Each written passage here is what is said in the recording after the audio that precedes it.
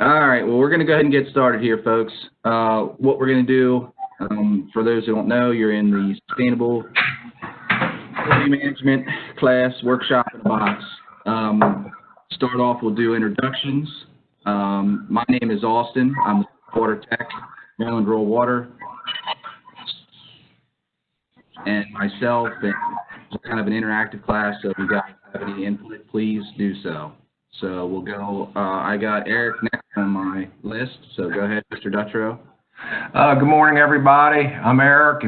I guess everyone knows me, but if not, I'm the circuit rider with Maryland Rural Water Association, and I'm going to help Austin a little bit. I've been doing these workshops in a box for, I think, about 4 or 5 years now, and it really is a good class, and I hope everyone enjoys it and gets a lot out of it. Thank you. Joe?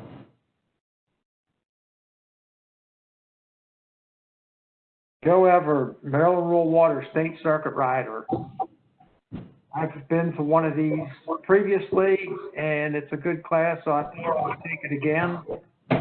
And I'm glad everybody decided to try our online classes. It means a lot to Maryland Rural Water. It means a lot to Scott Hartman, who is our training specialist. He's on with us. And I want to thank Donna and Scott for setting all this stuff up, and Austin and Eric, because it means a lot for operators to be able to get training during this time of confinement in your home. So anyway, I want to thank everybody for joining. Thank you, Joe. We got, looks like local admin. I guess that's you, Mr. Barnhart. Oh, I got local admin on there? Yes. Okay. Hey, my name's Eric Barnhart, Town of Hurlock, Superintendent of Water and Wastewater, also Board of Directors of the Maryland Rural Water. And I just want to say I appreciate you guys keeping up the good work at Maryland Rural Water. Okay, Scott, if you'd like to introduce yourself since you're here. Sure. Hi, I'm Scott Harmon. I'm the EPA training specialist with Maryland Rural Water. I've attended this class before. It's one of the best classes that we have in our training manual. So I hope everybody enjoys it today. We were able to resubmit this class to get both superintendent and operator TRE approval for it. So you can use it for either one of those licenses. Sometime early next week, you'll get a certificate from me that shows the training hours that you attended this class for, and it'll have your TRE number for the class attached to it. That's it. Thank you. Looks like Jesse, you're next. With the City of Annapolis. Okay, thank you. Guys in Oakland, can you hear us?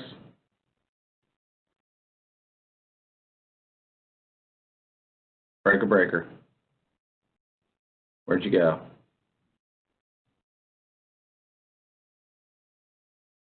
Okay. Well, there should be 2 guys from Oakland, the wastewater plant. So hopefully they're still with us. Oh, they're working on getting the laptop hooked up with the camera. So patience, we'll just continue on. They can hear us, but they can't talk. Okay, so again, workshop in a box. So this is has several parts to it.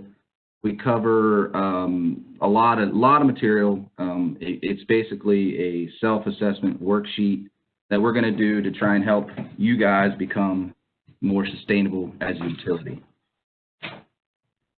All right. So with that being said, we'll start our PowerPoint presentation.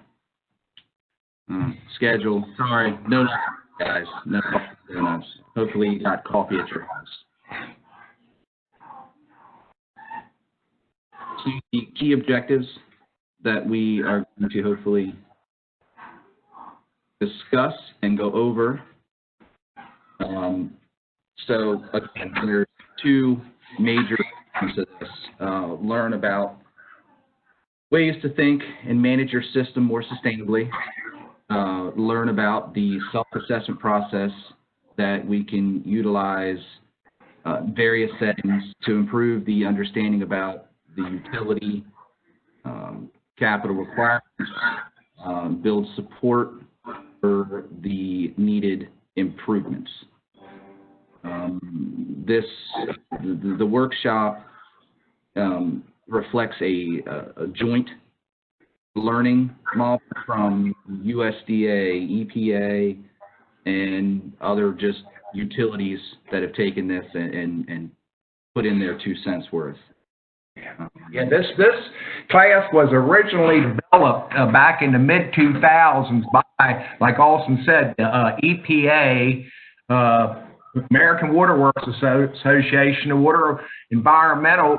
A lot of the big players come together and were able to identify these 10 key objectives. And it started with the big organizations and, of course, the same things that we do in the small rural plants, and maybe even more so without we don't have the support a lot of times that these bigger places do. But this has been an effective program now for 15 years or so. Thank you. Thank you. Yes, thank you, Eric. So basically, overall, participants, you guys will learn about and use these key management areas, assessment process, to try and gain performance improvement. Any of the guys from Oakland are there? I can see you. You guys hear us? Good to go? Oh, hold on. You're muted. Go ahead. All right. Sounds good. All right. Moving along. So, 10 key management areas.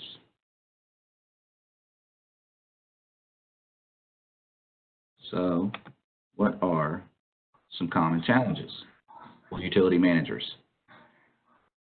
Aging infrastructure. So we've probably all been dealing with that. There's stuff in the ground for years and it's starting to fail. And, I'm sure most of you are used to it. We like to spend money on parks and everything the people see.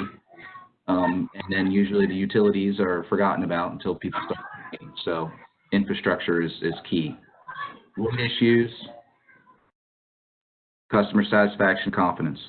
Are the customers happy with the rates, what they're paying for, so to speak? All right, next.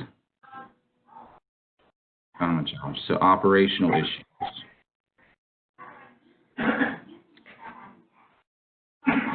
I'm trying to use 2 computers.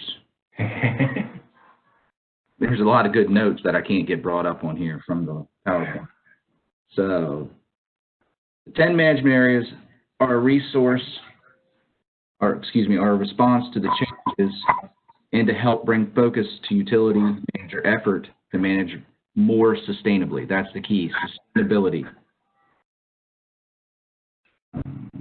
Management areas are described as outcomes that are what a sustainable managed utility will strive for. Operational issues, workforce complexities. What else? Next slide. So the 10 management areas frame as outcomes. Building blocks, yes. So they build off of each other. Hence, these areas fit into, draw on, and support asset management, long-term business planning, continual improvement management systems. Okay. What most of you all will probably see when we talk about the 10 individually, you all, what your position is, are already doing a number of them, or possibly all of them. But this is just a way of thinking about it, tying everything together. That these, and you'll see them. It'll make more sense when we get to the 10 areas. But I know I always say I was in this class 10 years ago when I was in my former position, because I would have learned a lot. And this is especially for any younger people. It's a really good class. Go ahead, Austin. I'm sorry. No, Eric, you're fine. We're fine. So with that being said, though, we're going to start going over the 10 key management areas. However, this is one of the spots where we normally have interaction and get you guys to think of what some of the important areas for management would be. So does anybody have any thoughts on that, what there might be? Let me bring up my whiteboard here, and we can start jotting them down.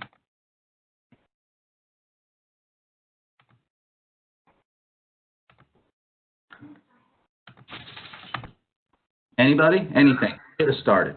So what is it that we all do, whether it's water or wastewater? We are dealing with an end result, a product, whether it's clean drinking water or clean effluent going out the other end. We have to worry about product quality. So that's where we're going. So anybody else? Anybody? Anybody? Anybody? Hey, Austin, for Yes, sir. everybody, and I hope it's everybody listening on their Facebook page for this week, I did a little thing that I got from a webinar I attended last week. The Brookings Institute put out a thing about, and this is something we talk about a lot, about the aging of the water and wastewater employees. So please go on our Facebook, have a peek at it. The water and wastewater industry is actually older than the general working population. So one of the important things that's called here is employment and leadership development. And that is critical. I know in a lot of the smaller places it's tough. It might just be two people and there's only one person trained. But, it is important, and it's a lot of what Maryland Rural Water Association does to help people. Thank you, Eric. That's another one of those key management areas. All right, 2 down, 8 to go. Anybody? We lost local admin. Jesse, Atlas. Anything?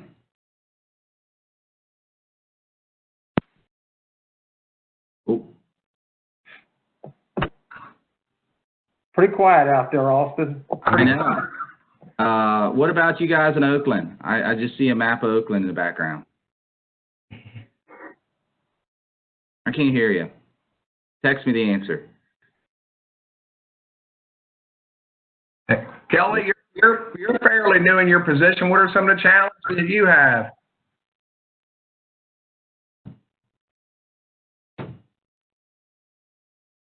He's not with us this morning, Oh, Eric. he's not? Oh, okay. I see his name down here, but he's not with us. No, actually, Oh, okay. text him because he sent it on an email. Okay. So, Hey, Austin, yes, sir. can you describe the toolbar at the bottom of the page where it's got the speaker, the mute, unmute, and the different things that you can go on if you want to? Oh, sure, Jeff. Yeah, I'm sorry, folks, for you not familiar. There, like you said, there's a toolbar at the bottom. The one on the left is mute or unmute, Hello. and then we also have a, which I'm going to mute Joe. We have a chat box. Type in your answers or any questions or comments if you're having issues. And that's basically the only ones you'll need to fool with. Okay, so building on the product quality, so drinking water, what is, or I guess who would be affected by a poor product quality? With that, I have... That unmute you. That way you can talk.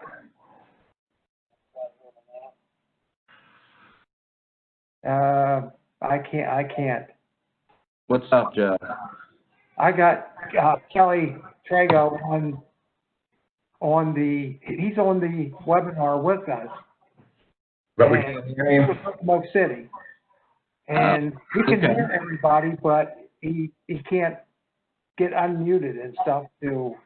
Oh, I'm sorry. Oh, there he is. Okay, it shows that he's unmuted.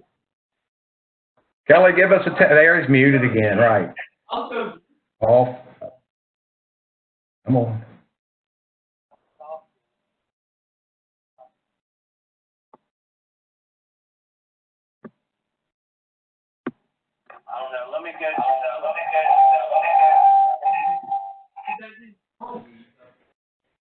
Joey's showing unmuted now. Yeah, if you have, you know, if you got your laptop up and you're having issues or something, just use the chat box. I can see what's going on. Just, you know, just type it in real quick. No big deal.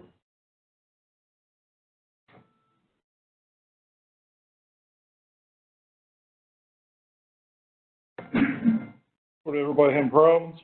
Yeah, a little bit. We're a couple technical glitches. That's no big deal. Well, everybody took their pictures off. Yeah, you took yours off.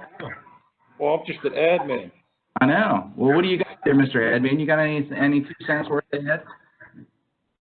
Well, we just had to go through a little situation here. That's why I put it on mute. Oh. All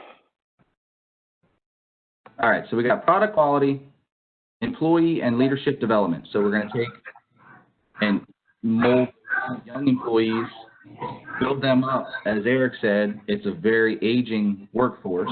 We'll have to develop them to take over. The customer satisfaction goes along with the product quality. Okay.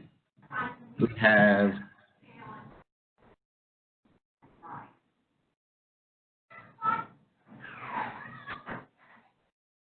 infrastructure stability. And would anybody like to explain what they think that might mean?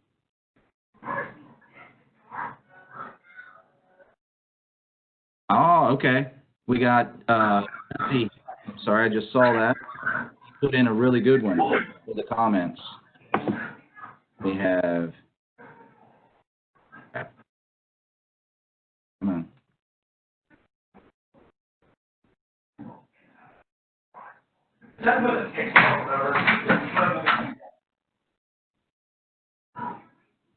Financial viability. Does your, okay, sounds good, Kelly. Gotcha. Yeah, and that's at this time, that's going to be a critical thing. The financial viability. Most systems, I think, have been doing pretty good in Maryland. A few have issues, but you know, with this massive unemployment, and there's some bills going through the, you know, Maryland and federal allowing no shutoff. So there will be, unfortunately, a drop in revenue. So financial viability is something that we are all going to have to work closely. It's always important, but more so now than ever. Yes. I agree, Eric. Yes, thank you. All right, thank you for the input, Jesse. All right, so product quality, employee development, infrastructure stability, financial viability. Oops.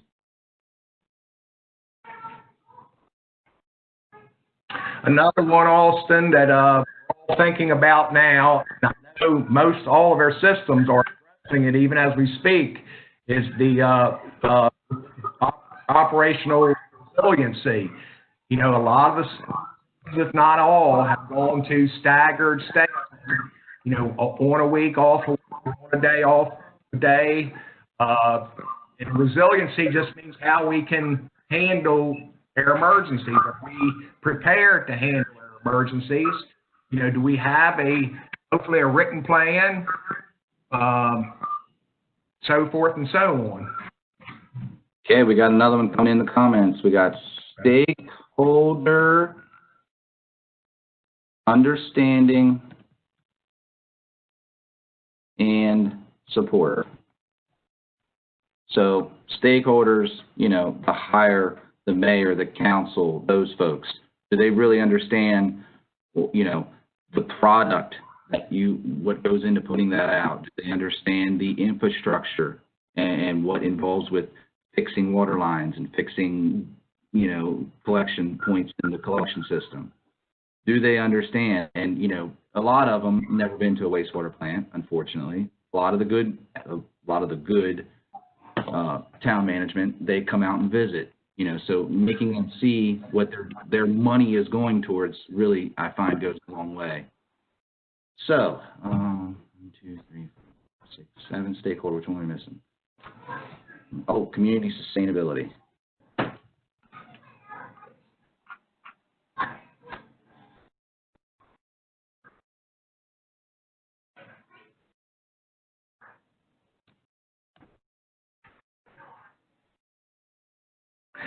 Austin, I'm actually working with Boonesboro right now that would fall under that community sustainability. There's a gentleman wants to turn one of their big houses into apartments, and he's asking the mayor and council for a break on the EDUs. So he has to contact some other systems and see how they handle that. And it falls under the sustainability because whoever makes the decision has to weigh that. They need the funds coming in for the EDUs, but they don't want to discourage, you know, these new people moving into the town. So it's that those decisions are made, you know, all the time, not typically at our operational level, but it's a consideration all the time. Some of these towns have places that want to come in. I know Sudlersville's a little tiny town, but right now there's 2 different organizations who would like to build in Sudlersville, and Sudlersville has to say, do we have the infrastructure to be able to handle these things? Yes, the economic development, sure. Yeah, Yeah. I understand. Thank you, Eric, for your input. Okay, we should have 2 left, and we have water resource. Yeah, water resource is not typically so big a deal to us. There are some places in Maryland where it is. Out west, if we were doing this class in Arizona or New Mexico or California, that might be their #1 issue. That might be the most important to people. Yeah, and all these kind of build because, just like Eric said, the economic development. Do you have the necessary wells and, you know, the ability to put out a good product to all those new developments? And the final one is, which one am I missing? Leadership, water, operational, optimization, yes.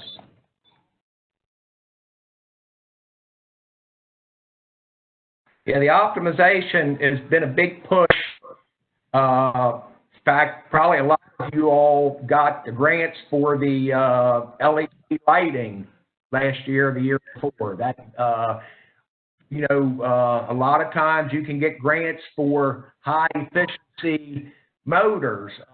If you're replacing any equipment, a lot of times there's savings by being able to use high efficiency of the equipment, you know, VFDs. Yeah. What have you. Yeah. Mm-hmm. Yep. Great. So those, I'll bring the,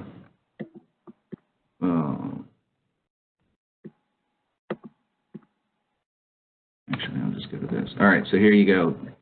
Moving on. This tab one is,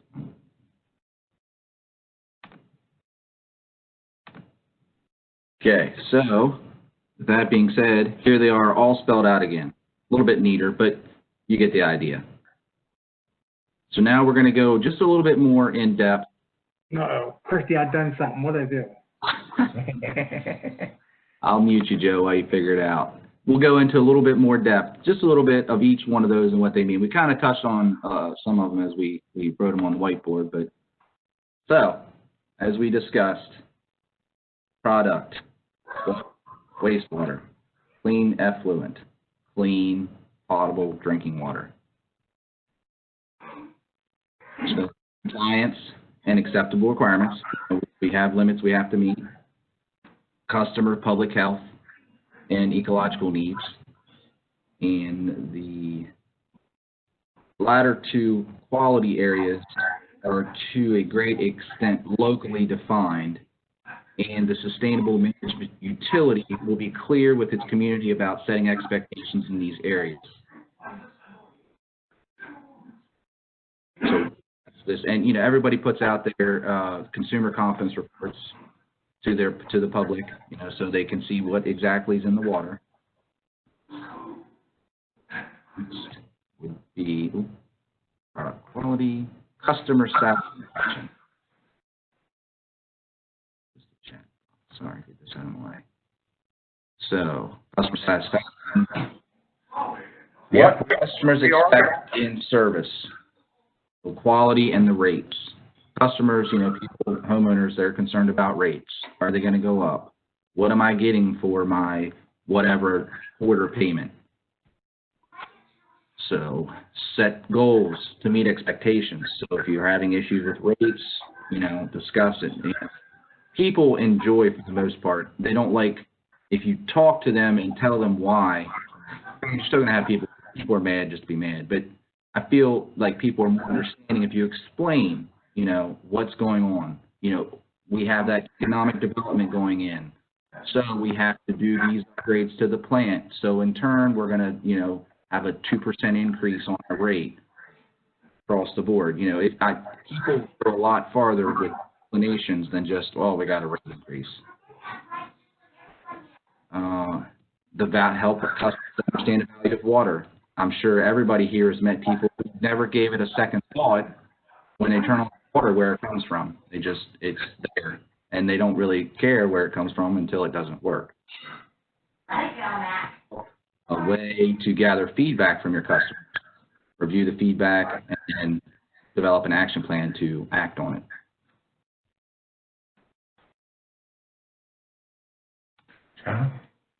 So, employee and leadership development.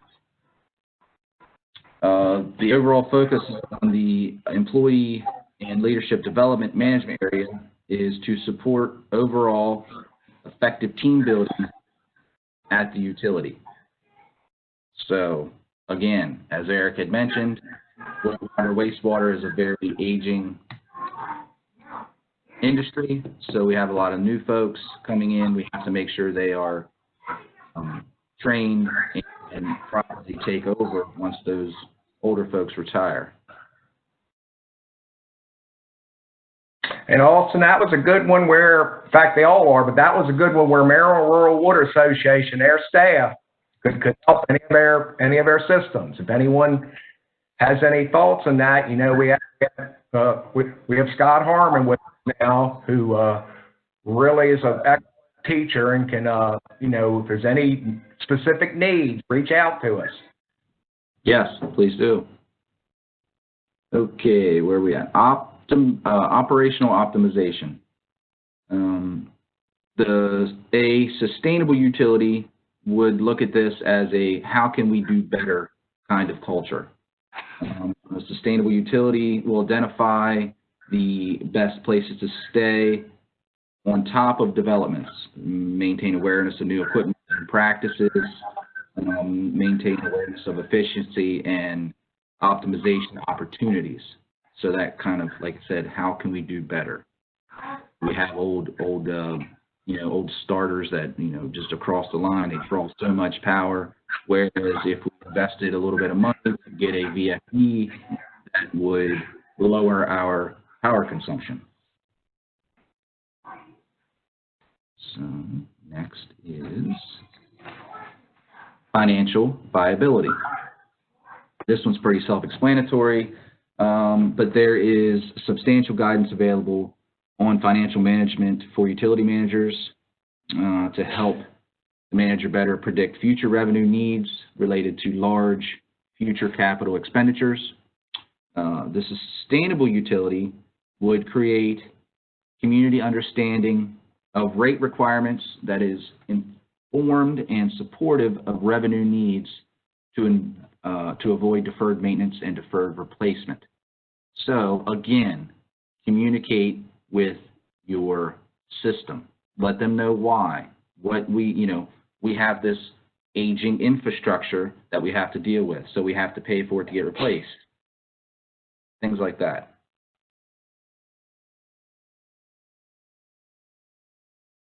So, infrastructure stability. The sustainable utility would implement at least basic asset management practices.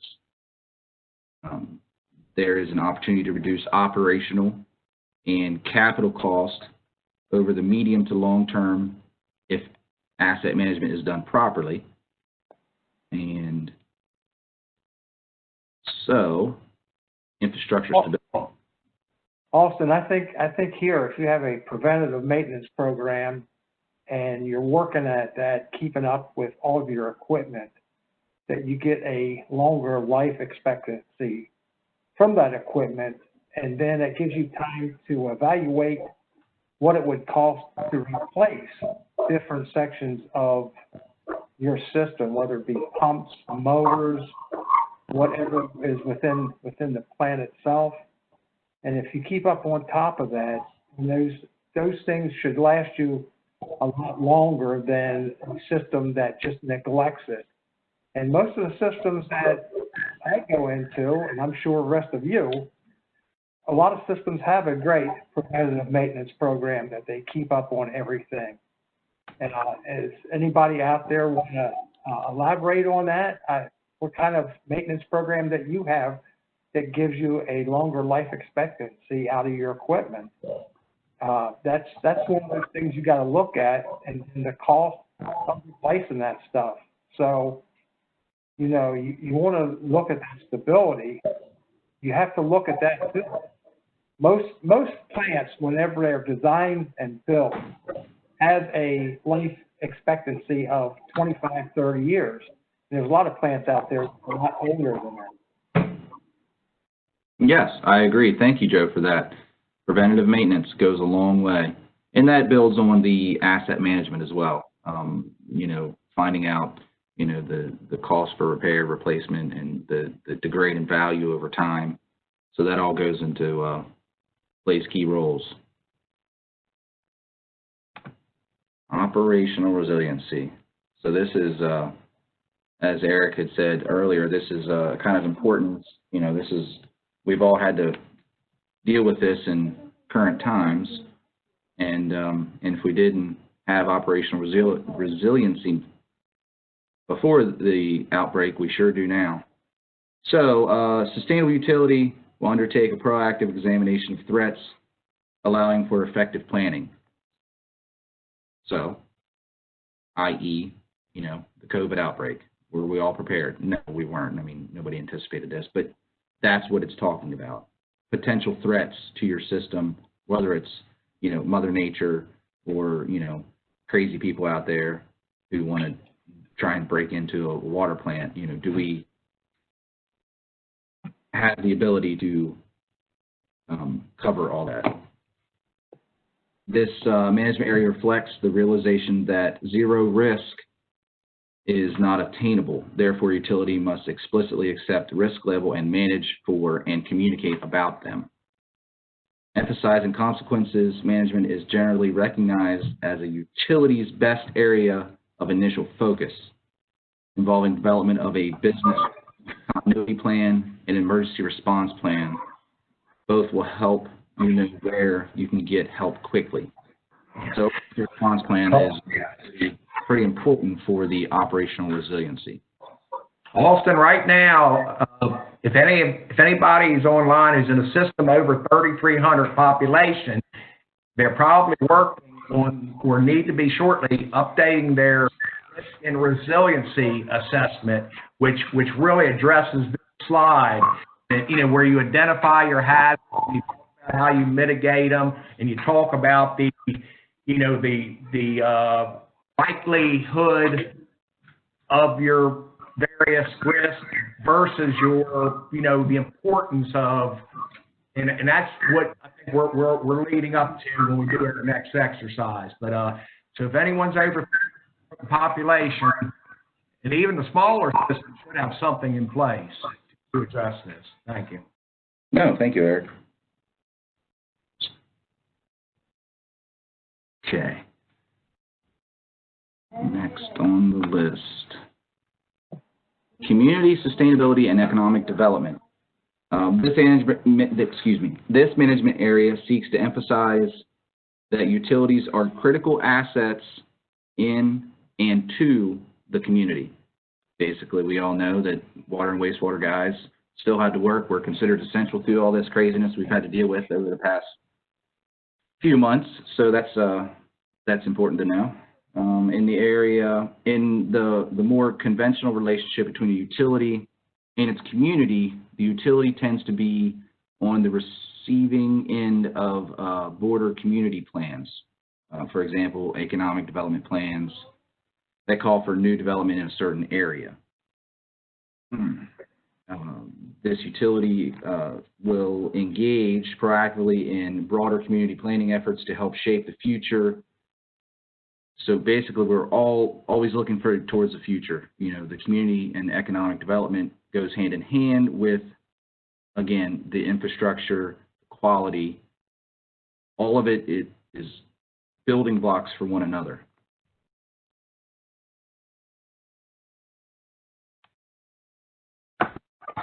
One of their utility customers is going to be getting a large water user, and they're at, I think, around 75–80% of their capacity as it is. So this is something that they need to balance. You know, this user is going to bring a lot of money into the town, but it's going to put a strain on the water utility. So it's to, you know, this kind of addresses that. You got to be able to balance everything out. So this, you know, not typically done at the operator level, but the operator needs to be sure that the mayor, the council, directors, whoever it is aware of what's on them. Thank you. Yeah, no, Eric. I mean, the operator is the initial first line. Like, you know, you gradually see the flows going up, or the water usage going up. Like, hey, what's going on? We don't have any leaks. We might need, like you said, look at other alternatives. Do we have to drill a new well? Do we have to source other water? You know, do we need to build a bigger plant, a wastewater plant? So yes, thank you for that.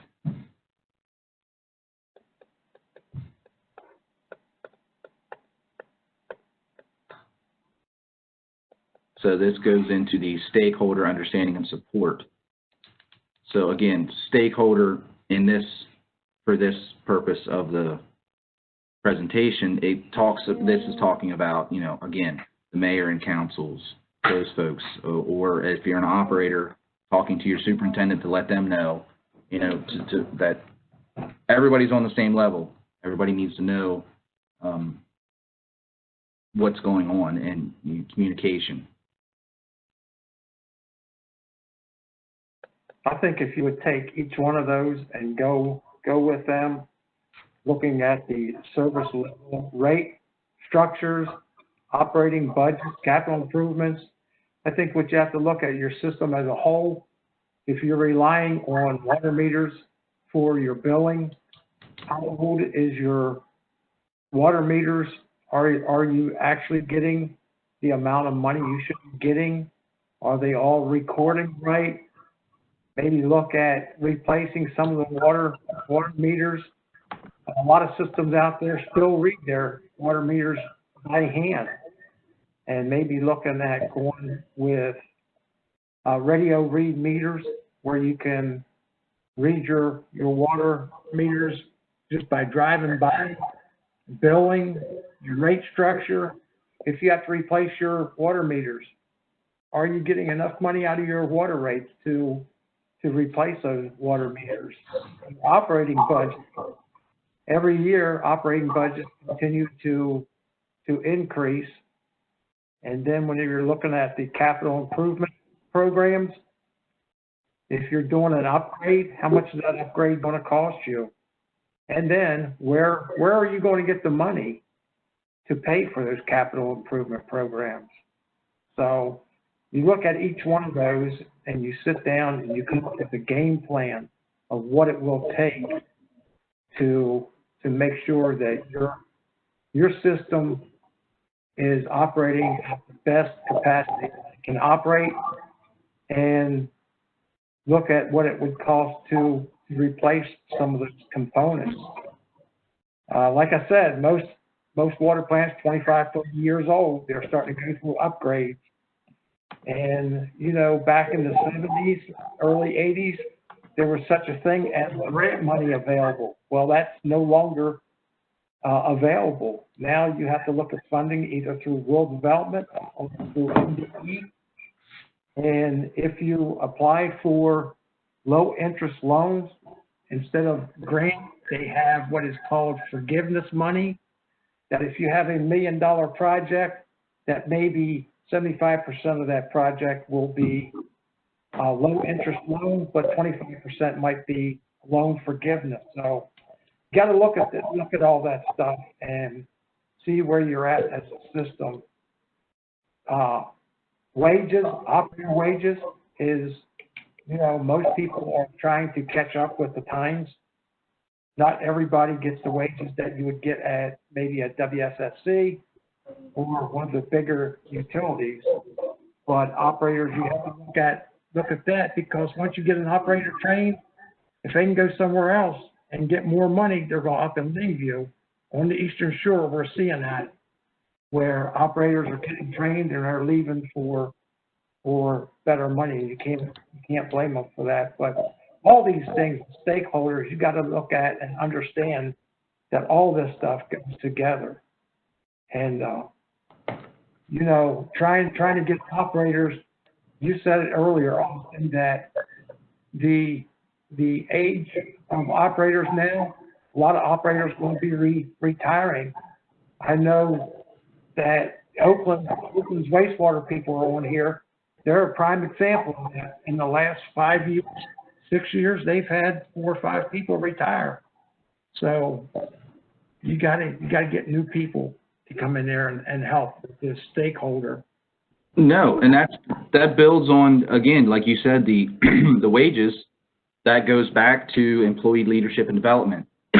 Excuse me. How can we retain those employees we're training so that they don't just get their license and then leave for like you said, one of the larger WSSC or something like that? How can we retain those employees that you've invested time and money in to keep them there?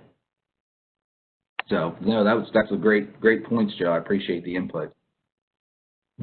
Does anybody have any questions or anything before we move on? Because I think we've gone over all of the 10 key points. Hey, there's Kelly. How you doing, bud? Got some video now. Can you hear me? Yes, sir. Hey, look at that. There you go. Good deal. I hopped on the laptop. Perfect. Yep. All right. Any questions or anything so far? No, I'm just taking it all in. All right, sir. Will do. Yep. Thanks. Okay. Well, if nobody has any questions, let's see. I think, like I said, if my math is right, yes, we did. Okay. Now, did everybody print off their self-assessment worksheet?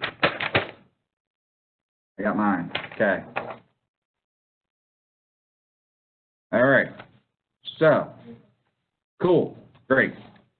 There is 2 main parts to this assessment.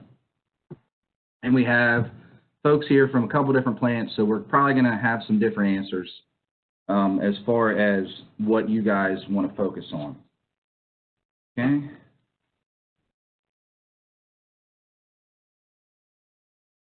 So, like I said, there's 2 parts. There's a rating and a ranking, okay?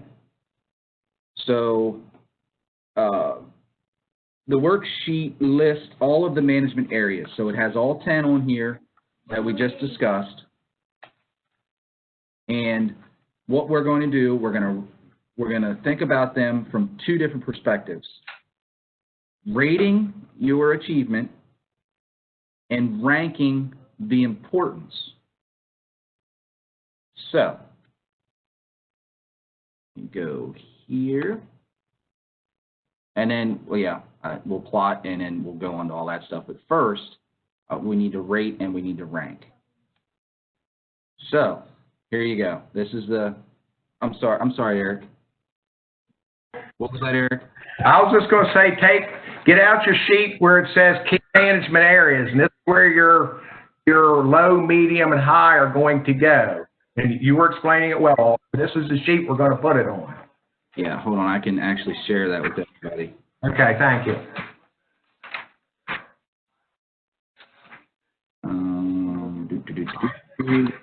Worksheet, okay.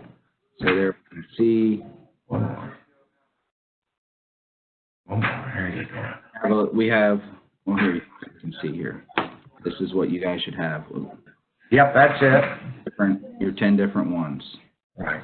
Okay, and it goes, again, it goes into a little bit of detail about each one. And then there have a spot for you guys to do your own.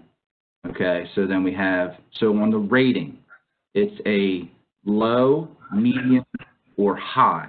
So we'll do right here. We'll just take the first one. We'll just do an example. So we have water resource adequacy. So. Hey, Austin, Yes, sir. before you get started on that, how do you get these worksheets? How do you print these out? Hold on. I did not send it to you this morning, Joe, after we talked. I apologize. Oh, Joe, I'll forward them to you real quick while Austin's explaining. Okay. All right, do that. That way I can print them out and follow everybody. Yes.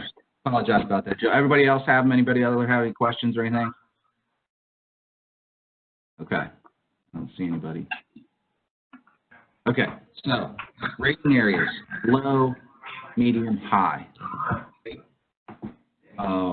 Low, if your system has no workable practices in place for addressing this area. So basically a low capacity and performance. So do you guys, like you said, we're taking water resource adequacy as our example.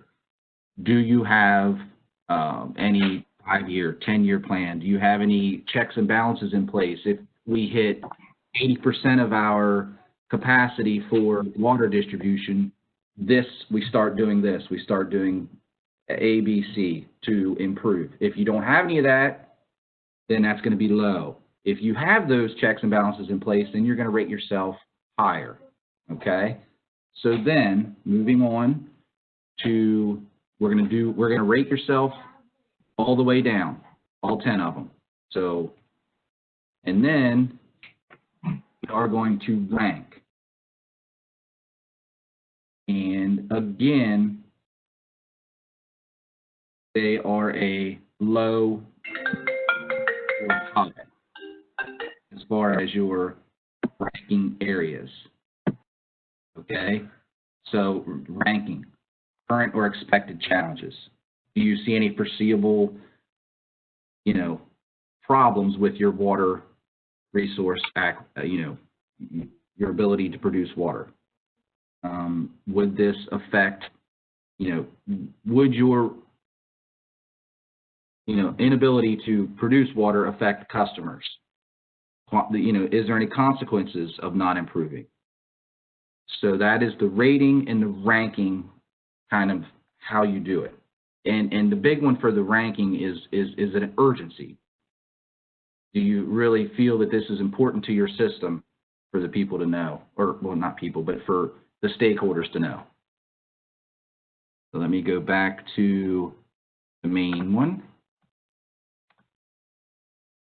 I think I felt pretty good about explaining that. Does anybody have any questions on the rating and the ranking? Okay, if there's no questions, take a couple minutes.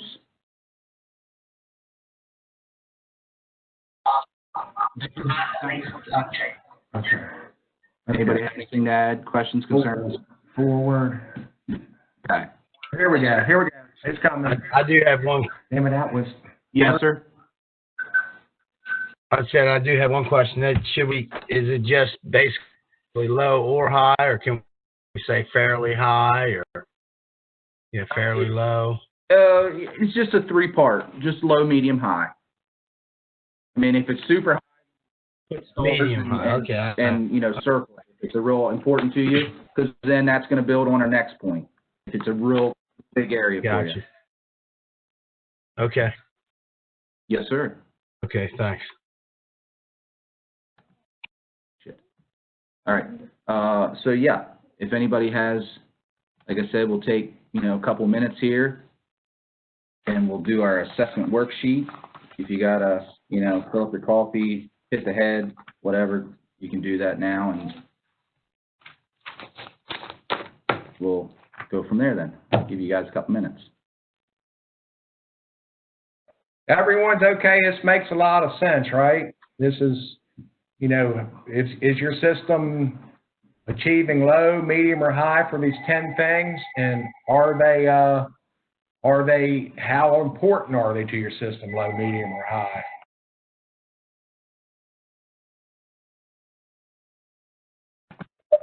All right, everyone. It's been about 10 minutes or so. If you haven't completed, let me know. I'll give you some more time.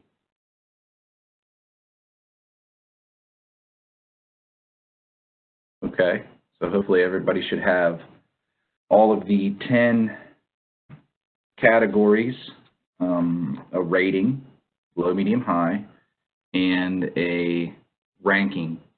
Basically, this is the priority in which you think the urgency that it needs to be addressed. So Kelly was filling out his. We got the guys in Oakland. I'd like to hear some of your areas where you could use some room for improvement. So anybody? Somebody?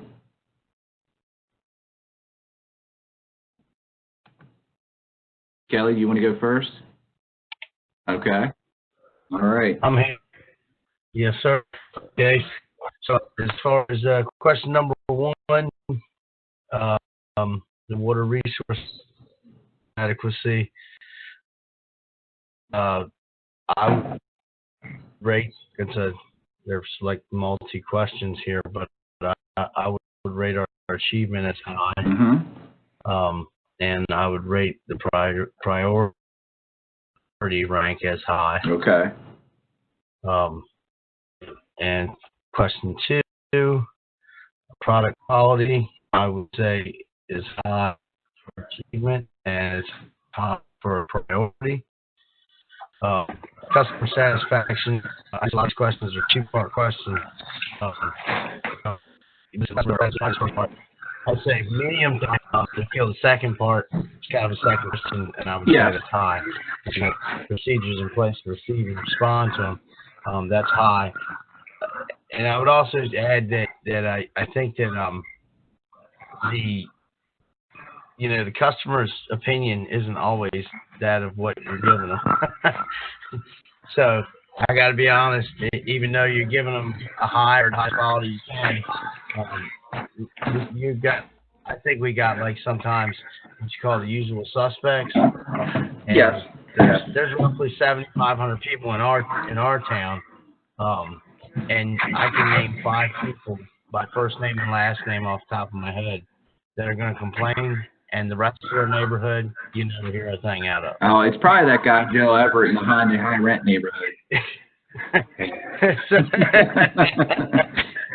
Now we don't get any complaints over in his neighborhood. He's got all brand new pipes and right down the street. It's always but yeah, it's always been people that move from the Western Shore over here. Yeah, well, that can be too. Hey, Kelly, since you mentioned that, one of the things, I don't know if Austin said this morning or not, but there is a test at the end of this class, and one of the questions asked about quality effluent. It says, besides producing a quality effluent, what other statement best defines product quality? Is it A, complies with state regulations, B, maintains quantity over quality, C, keeps the customer satisfied, or D, all of the above? And so you just told us you can't keep everybody satisfied as hard as you try. So yes. the correct answer, if that should be in a test, would be A, comply with state regulations. Gotcha. We all try our hardest to keep everybody happy, but Yeah. if you've been in the business for long at all, you know it's not going to happen. And that's just human nature. Yep. Yes. Yeah, I totally agree. So if I'll move on with, that was, customer, oh yeah, we're on 3. And then I would rank priority high, because you want to try, even though we know we can't, you want to Yeah. try. So question number 4. Hey, Kelly, I'm sorry to Yeah, go interrupt. If someone were to ask you on a test, what are the following ways to improve your customer satisfaction? Is it A, know your customer's expectations? B, compile complaints with an answering service? C, create an action survey to understand your customer's views? Or D, both A and C? A and C. Yep, A and C. Thank you. I'm sorry. Yes. Yes. Yeah, that sounds right. Okay.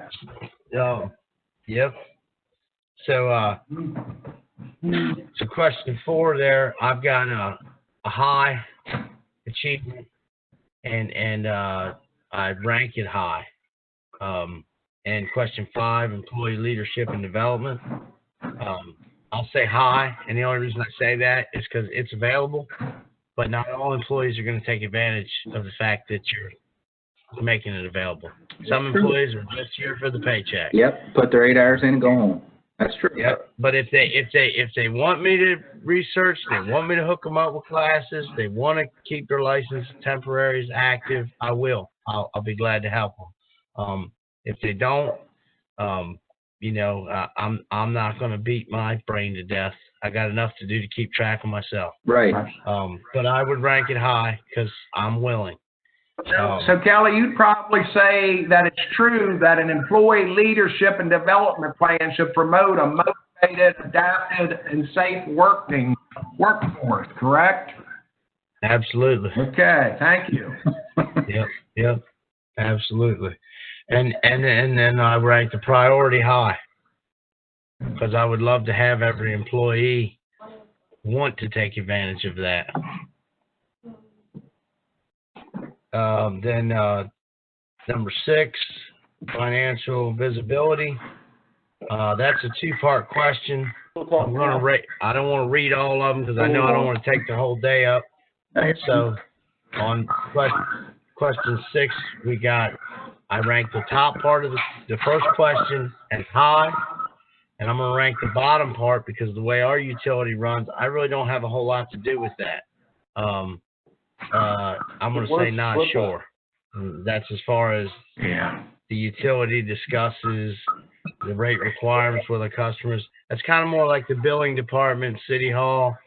I'm going to tell you, I probably would say that there's probably not much outreach there. Ann's not going to go up there. Okay. So. No, that's fine. But then as far as the priority, I would rank it high. There's parades?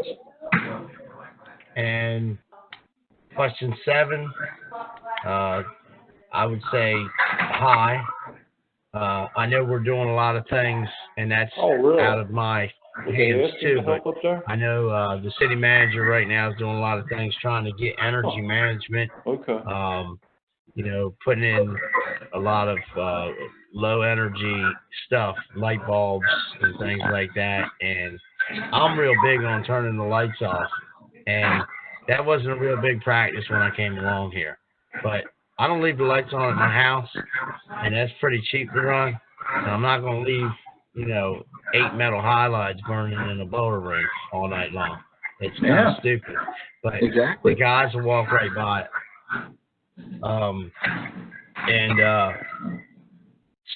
To me, stuff like that can eat your whole budget up, and you don't see it until next year. But they're taking those electric bills out of your budget. So if you save $50,000, $75,000 just by turning light switches off, which you can do, when you got a water treatment plant, in a pumping station. Yeah, exactly. So I rank that. As high, or the achievement I rate as high, and I rate the priority as high. Okay. Number 8, the stability of the infrastructure. I would say ours is medium. I try to keep spares in place as much as I can. Some of the stuff that I realized when we got in emergency situations and had to set up bypasses or have pump trucks. This, as far as wastewater, I know we're on, I guess this pertains to both, but, It does, you know, wastewater's our big problem here in Pocomoke, and that's because of aging infrastructure. Okay. I'm ranking as medium because I've been trying to, every time I realize there isn't a spare, I order another pump, and then I order a spare right behind it, and I label them both emergency. Because in my eyes, if you don't have a backup plan in place, you're already in emergency mode. That's it. Like to hear it. Yeah, so I'm gonna rank that as medium just because we do have an old infrastructure here. And then I would say the priority is extremely high. And operational resilience, number 9. I'd say high. The achievement is high, and the rank, the priority is high. And then the 10, the stakeholder understanding and support. This is kind of like the other question, the financial visibility. 6, they're kind of similar areas. In the same way, the 2 questions, the top one kind of pertains to me. I'd say high. The bottom one kind of pertains to, city management and stuff. They're the billing department, and I'm going to say not sure because I can't speak for them. That's fine. No, that's fine. And I would rank the priority as high. Okay. Yep. Let me just interject something. When this class was developed, the hope was that we could come to a town and speak to not just the operators and superintendents, but to speak to your billing people and to the town manager and to the politicians that they had at the time. And that way it helps the community, it helps the town or the community or the system all get together. If we were showing this to, say, the administrative staff, they'd have different feelings because they're not at the plant. But they would probably rank the stakeholder. If you talk to any of the politicians, you darn well bet that they're going to think that the stakeholder is probably number 1 in the customer satisfaction. So they're just going to claim that. Yeah, they're going to say high. Yeah, every time. Yeah. Our hope was that we could do that, but we've not got a lot of buy-in. And I understand that the elected people might not have a day, might not have 5-6 hours to give us. But for anyone, if you need somebody from Maryland Water to come, we could do whatever we can.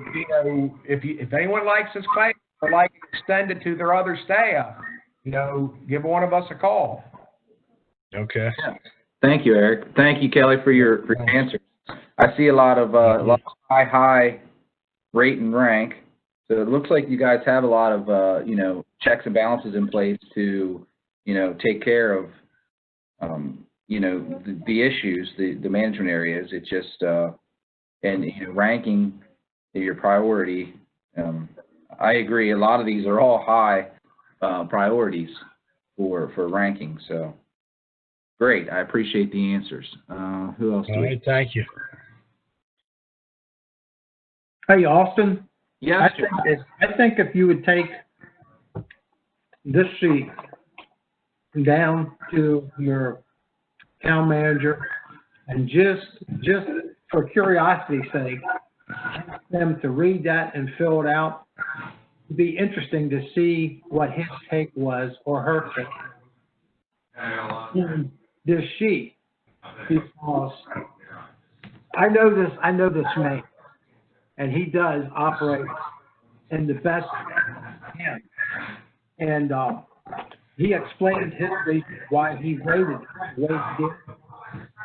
But it would be curious if whoever the town manager is in Pocomoke now, and I don't know who it is now, but the systems that's on here right now, I understand is Herlock, and I know Eric knows him, he's the town manager pretty well. I know that wastewater department is Oakland, town manager in Oakland. Gwen, if she would pull this out, but it'd be interesting to see how they would fill it out just by reading it, see what kind of response you get from it. I agree, Joe. Thank you. Yes. Yeah.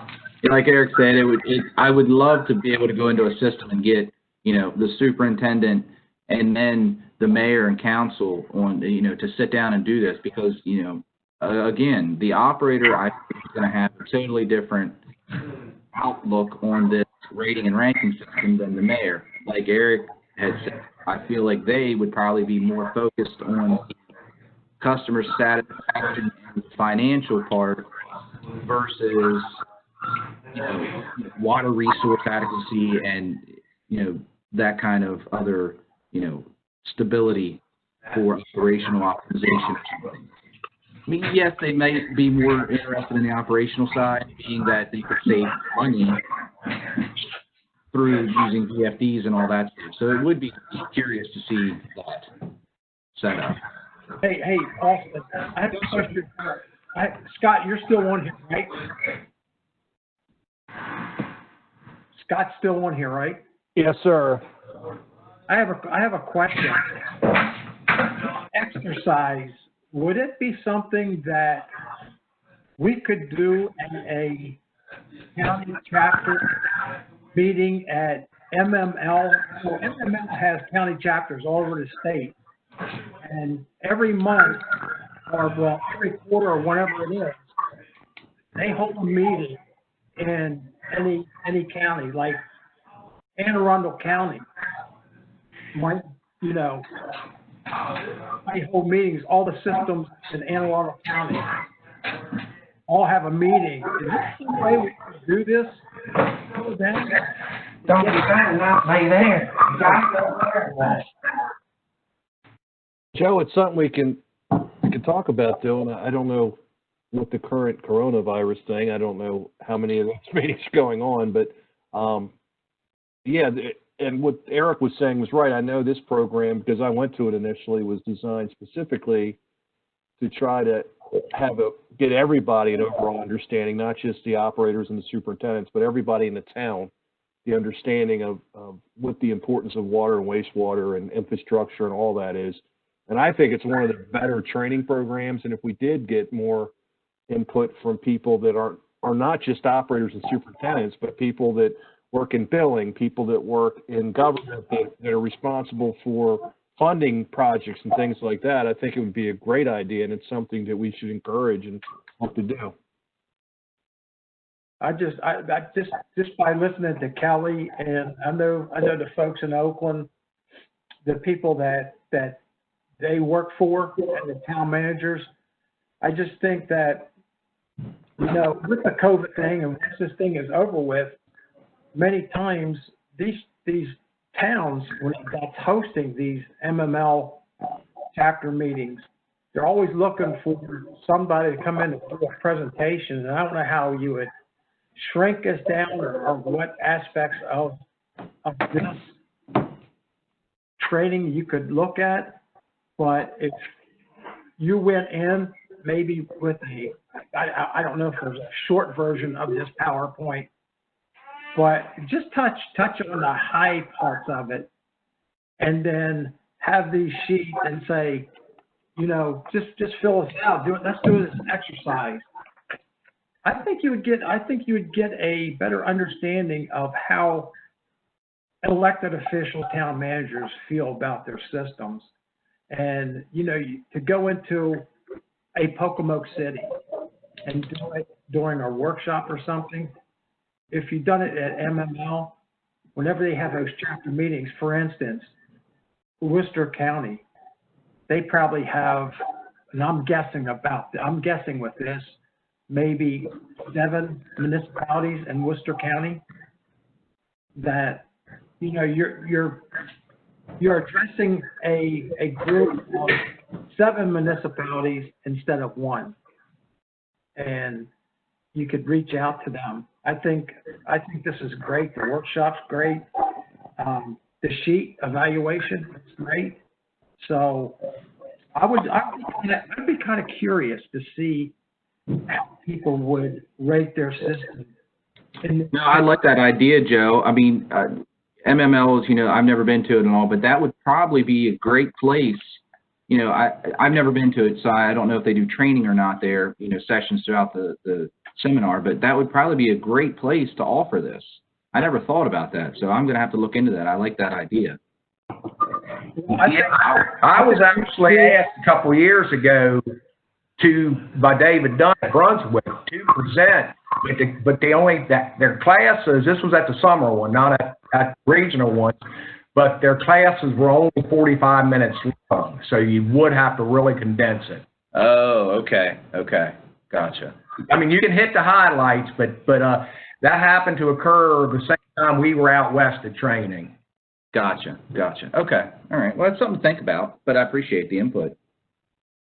Okay, so we had Pocomoke and Mr. Kelly. Where are we at? Annapolis. Jesse, would you like to share your rating and ranking with us?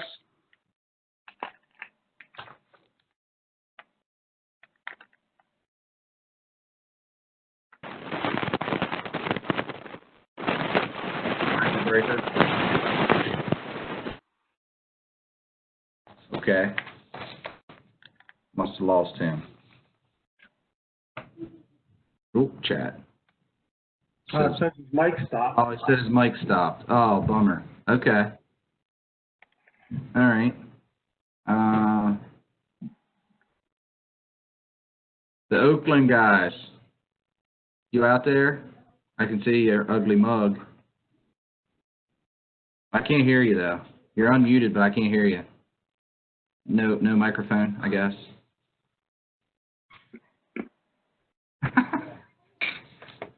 Where you going, guys? All right. Well, we'll just use Kelly's answers here, and we'll go over this as a group. So the next one is we're going to plot, okay, the results. All right. Now he only had one that would fit into here that we're going to discuss, but most of his were down here on the high. So it's going to be in the top left side, if everybody can see. Most of his fell into that high corner, okay? Now the one that he had discussed or shared with us was, I believe it was number 8, infrastructure stability. He had a medium rating and a high rank. So that's going to be over with the, they had PQ here on their example. Okay, so that's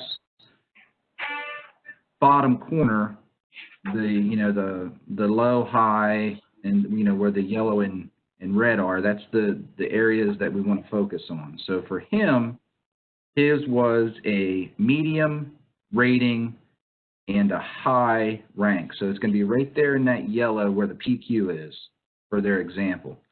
All right. So moving on. Oh, okay, we can see a little bit better there. Okay. So for him, it's going to show the IS would be there. Okay. You can plot them so you can see where you really need to focus your attention. Right. All right.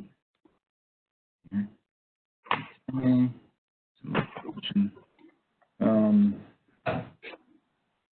Yeah, so basically it just breaks it into zones. The white is, the outlying areas. There's really no need for attention. Yellow needs some attention. Again, he didn't have any in the yellow and the red, but that is high need for attention, high priority. That would be where, the most focus. So let's see, next one. So these are just some self-assessment. These are just questions to ask yourself. Where is your utility strong and why? Well, he has a lot of the high. So he's looks like he's fairly strong in, I'd say, 90% of these. Yeah, I'd feel good if most of mine were in the white. That's good. If most of them are in the yellow or red, you better start doing something. Agreed, Eric. So then, where is the most room for improvement and why? Okay. Well, he had the and Kelly, I would really like to hear your input as to the why, where you feel your number 8 I gotta get credit ability for having license improved. and I'm on this interactive class, so. Yep, whenever you're done with your phone. But we'll get his input here in a moment. So, Let me see, he's asked me something now. focus. And why are they a priority? Why is performance low? You're good. You're fine. You're on the phone. I just was going to ask, I was asking for your input. We were plotting your results. We're using you as the guinea pig, so to speak. And I was just wondering, you have your number 8. It was infrastructure stability would be your room for improvement, and why? What areas could you improve in that section? Well, we're looking for some new lift stations here in town. We're stuck on I don't know, some guess about late 40s, early 50s. We have Yomar pot systems, which are compressor systems for our lift stations, and they fill up with air and then they blow it out, and they're very old and very, very unreliable. So we're looking to get those replaced, and they're fighting that battle right now with grants and stuff like that. The other things that would be good is, and we're working on upgrading that too, is electrical. A lot of our pump stations that have old electrical pedestals and stuff like that. But I mean, we've replaced a couple since we've been here. The water plant, we've been working on that, but there's still room for improvement. And I'm trying to get the reject from the backwash piped to the outside of the building, so that we don't all have to sit there and breathe all them chloramines and it's rusting up everything. I think I've made a pretty good campaign and got a pretty good prices on replacements. So hopefully I'll get that approved in the capital outlay so we can get that done. Great. I feel we're at medium instead of high, just because there is these old things that need to be still addressed, and I'm trying to get them fixed as best I can. My priority is high. So cool. Now, is there any hurdles that you're having to deal with? Is there any financial issues from or management? Or, I mean, are they understanding the reason that you need to spend X number of dollars to upgrade your pumping stations? No. We all know it needs to be done. The city manager is right on board with me about doing some things about this. It's just finding the money and finding as much grant money as we can. Yeah, it all comes down to the money. I understand. Yep. So. Thank you. I appreciate your input. No problem. Sorry about that. I got somebody stop by here. I'm going to go back on mute and video. I know you're using me for the guinea pig, but I'll be back in just a few minutes. Yes, sir. I appreciate it. Thank you. Yep. Okay, so we had. Austin, do you want to take a 5-minute break now or not? Yes, Eric, we can. That would be fine. Yeah, it's 10:06. So yeah, 5 minutes is great. Yeah. Perfect. See you guys in 5.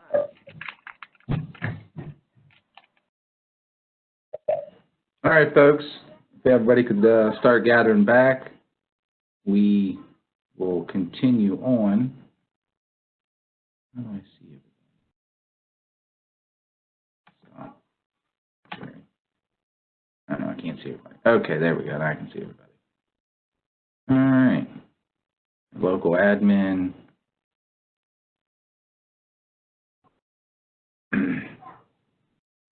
Jess, Hey, what slide are you on now? we're going to be we're going to be working on improving outcomes. Is Oh, okay. what we're going to be working on next. Austin, I hope someone, since Kelly's were all so good, hopefully someone else can provide you with something that they had in yellow or the red, because it would be something that we could, would have more input put on. I don't know if any of the other participants, is achieving low with something that's important. If not, we may have to make one up, because We can do that as an exercise. That worked too. Oakland guys, you got anything would be in the, let me bring up the slide for you. That would be down in this red area. If you do, just text it to me or, whatever, if you have something. Jesse, if you have anything, if you can see the slides down in the red area, just use the chat feature and let us know. And we can, discuss it a little further, because the next thing we're going to be working on is improving the outcomes. So we're going to be looking at these areas down here in the red or the yellow and how we can excuse me, build a set of checks and balances to help try and get the goal obtained.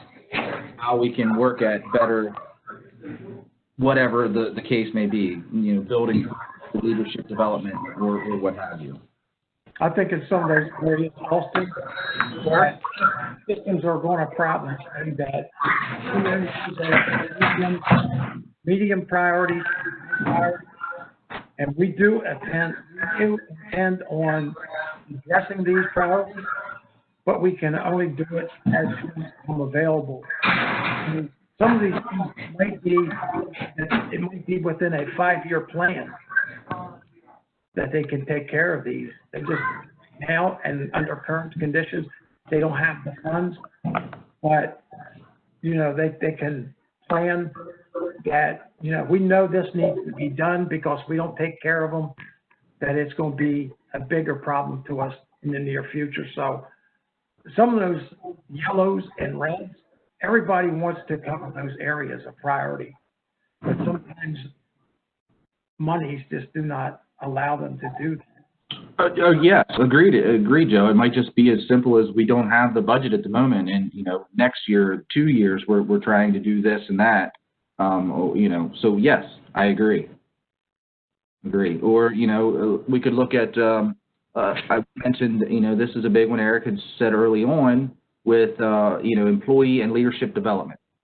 Using that as an example, maybe they never gave it any as simple as give it a thought. To look ahead, like, hey, we have 2 guys that are going to be retiring in 3 years. Well, crap, we better get, whoever, Joe Everett, the new guy, to start working on getting his license, working on getting his superintendent, so that when Eric retires, he can take over. Could be something like that. Right. How about you, Mr. Barnhart? Do you still have your earplugs in? Do you have any high or medium priorities in Hurlock?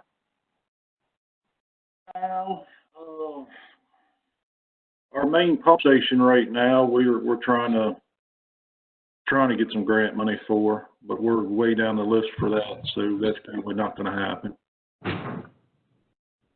Okay. Do you see replacing that in the near future? I hope so. They're going to have to do something because it's getting outdated. So, it's 35, 40 years old. Oh, wow. And, luckily we have 3 pumps there and we use 2 at all, at all times, leaving a lag. But, I don't know. We're slowly working. course, these towns, they don't work very fast. We've got a chicken plant in town that's working a lot faster with what we're trying to get it accomplished, so. Well, Eric, let me ask you We have something. to increase the, flow capacity at our plant also. So we're at 165 and we're looking at going to 125. Okay, can I ask you a question? You put these solar panels in. Have you seen a reduction in, electrical cost since you put those in? Joe, to be honest with you, that's the town manager's doing, so I don't know where that's at. You know, I think they said it's like for what we've put in, it's almost a 30 to 35% reduction. Of course, it doesn't take care of the whole entire electric bill because our electric bill's almost $22,000 a month. So, Wow. yeah, it's up there. Chemical cost and electric's up there. But since AMIC has, and I did go over that with the town manager, in fact, yesterday, since AMIC has put their bio system in and helped us a little bit, our electric has gone down because the blowers aren't running as hard. So my electric bill's going down 20% because of that. That's great. Yeah. So it's getting better. It's getting better, but our flow capacity is just high coming in. You know, we're past our 80%. But we're Okay. dealing with it. All right, just so everybody knows that I think EPA has some monies available for alternative power sources for your system, for your plants. I think that might still be in place, just for a heads up. And I don't know, I guess Jesse's still on here from Annapolis. Has Annapolis incorporated any solar system panels to help with their electrical costs?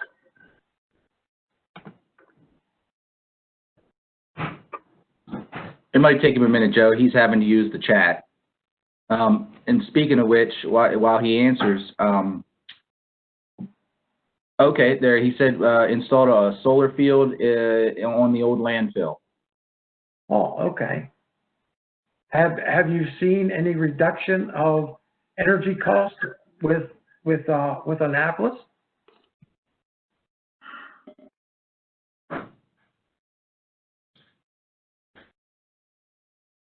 He's not like Eric. He's not sure how the generation is used and how it's distributed. So Okay. he's not sure where the cost will be saved at. Okay, that's fine. Yeah, but no, Okay, Bill. sorry to interrupt you. Now you can move on. I was just wondering about some of those things. No, that's fine. I appreciate it, Joe. But to build on that, Jesse said there was nothing in red for him, but he had financial viability and infrastructure stability in yellow. So we have, let's see, infrastructure. So we have two infrastructure stabilities that are a high priority for two of our systems now. Well, actually, because Eric talked about the pumping station. So we have a couple of the same across the board. Is that the Oakland guys checking in? Maybe can you hear us now? Oh my goodness. Holy Hey, 21st century. We got her. What you got? What do we got? Well, we're not doing much with the plant stuff. That's a low since they're going to redo our whole plant. But you know, the field stuff, maintenance and all that, still pump station, still up with that. But yeah, we're kind of on hold on the plant. Okay.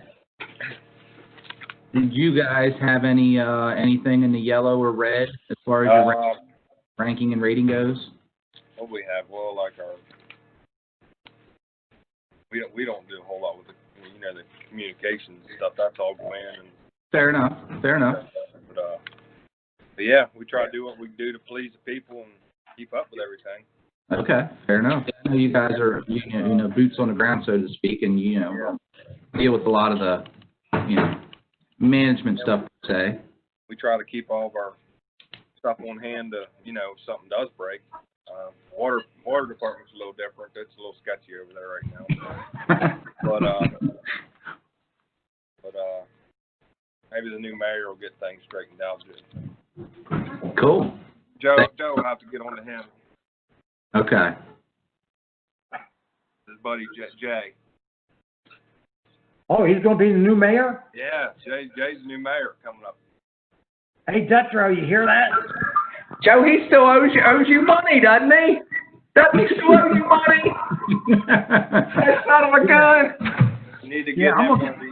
Get him I'm gonna get my hitman to go out with me, Scott Harper. Yeah, I can't believe he's going to be mayor. Yeah. His grandfather was mayor for like 40-some years. Yeah, get Jay one of these to fill out. Yeah. Be good. Yeah. Okay. So, Go ahead. oh, I'll go there. Okay, I just wanted to mention something. This is not part of the class, but because I heard two different people talk about pump stations, and I'm trying to get you some work, Austin. Me and Austin did a job up at Garrett County, a third-party assessment, and we have the forms made up. So if anyone would like us to come look at their pump stations, you know, we're busy, but probably call Austin, but get it on the schedule. You know, I'm glad to come out too. And we have especially if you're looking for grants or full interest loans, it's not something we card it, but it's a third party assessment of pumping stations where it ranks from building to equipment, et cetera, et cetera. So I'm just not out there. It's not part of the class, but because two people mentioned it, it is something we can do to help you. Thank you. Yes. Yeah, thank you, Eric. That'll have to wait till next year, because Elaine Deach just sent out all the ones that are qualified for it. Oh, okay.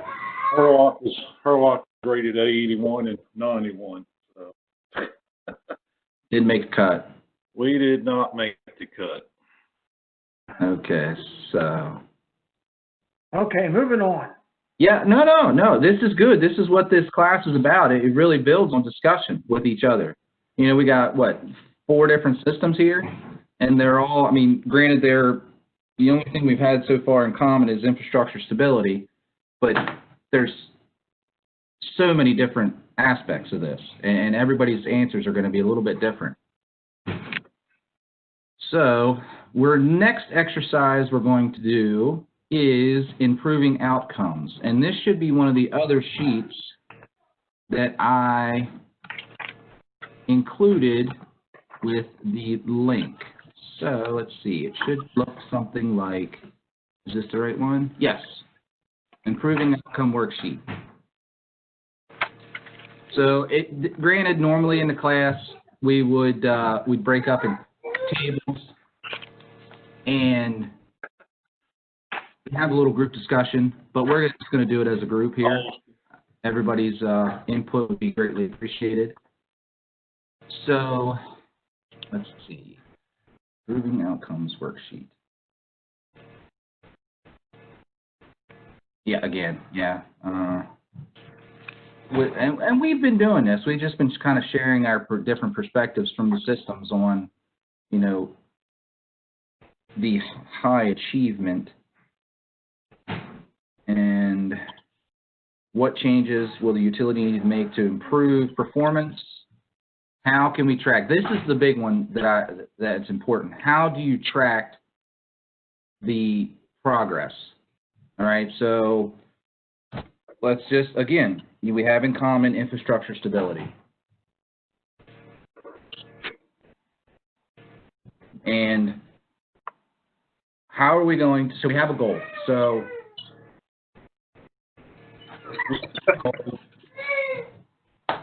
excuse me for 1 minute, guys. I apologize. Have you fed those kids yet this week? No, not yet. Excuse me, one second. Oh, he's getting the belt off now. He's probably gonna stick a donut in his mouth. I'd rather go with whoop that ass. Yeah. Hey, your wife must not be in the room with you. Yeah, no, she's right here. Trash like that. If she was in the room. She's working from home. Hey, Christie's work said that she's gonna be working from home until September 1. Rhonda's so far until, June, the end of June.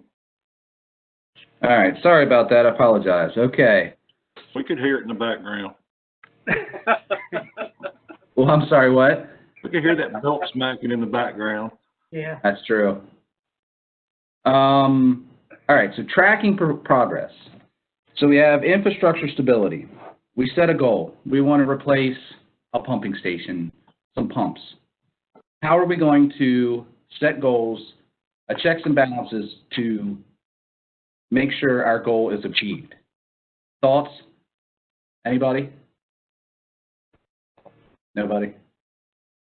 Well, I think if you're looking at that, you might have to look at, is there a way that you can raise your water rate to pay for whatever you have to do? A pumping station probably costs $1 million, depending on where you're at. Yes. All right. Yeah. So first goal is we're going to look at water rates. Look at water rates. All right. What as far as increasing, could we get away with a 2 or 3% increase to help offset the cost of the pumping station? Right. So then we could look at grants. Is there monies out there available to our system? So a lot of legwork, and then, you know, we have engineers and all that fun stuff to try and deal with to get a plan together. Well, by the time you get done with the engineering of a new pumping station, that will probably take you anywhere from maybe 3 to 6 months to get that going. And then by the time you go out on RFP for construction, and once you get a cost to do the RFP, you know, it takes time. You know, these projects don't happen overnight. Agreed. Start talking about replacing a pumping station, a distribution line, collection line, whatever. You heard Kelly talking about pumping stations in Pocomoke City being, you know, one of their priority goals to replace those pumping stations. I think they have something like 7 or 8 pumping stations that they need to look at. So, you know, when you have that many, it takes time and it does take money. So looking at if it's a high achievement or priority, whatever, you got to plan out. And most counties have a 5-year comprehensive plan of where they see towns in the county where they're going. So, and there's projects included in that. So you should be projected out far enough where you can meet those goals and priorities. Not that you're going to meet it in 5 years, 2 years, 1 year, but you need to start somewhere, have a number, and how are we going to get to that number? Yes, I agree, Joe. That's fantastic input. Okay, great. Another last question. We talked about, you know, building a plan, you know, tracking progress. What would be, for some of you folks, maybe some of the biggest challenges that you may face when trying to achieve this plan for a pumping station? Granted, some of you, you know, maybe not deal with finances and all, but again, it builds back to getting the community to understand why we need to spend this money. You know, we're at 80% capacity and we have another development coming. So we have to do that. You know, we have to educate the consumer to make sure they understand where the money is going. So That would probably be one of the big ones. You know, people don't like to see rate increases anytime, but again, if you educate, maybe they might understand a little bit easier. Again, as you can probably kind of see this theme, these 10 key management areas build on each other. They're all pretty intertwined. So, and that's kind of what we just did.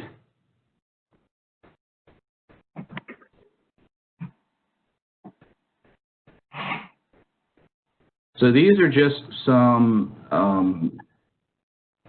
resources for you guys that can see them that may help you, maybe for funding or maybe for technical support.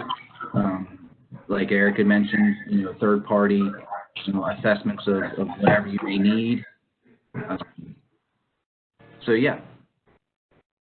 Yeah, you know, I hope everyone reads my articles every month or every quarter, and most of that stuff my ideas come from either one of those organizations up there, the AWWA, the EPA, RD, NRWA. They, you know, these are all really good, WEF for you wastewater people, really good resources. Really take advantage of them. Thanks. Yes. Okay, what else do we have?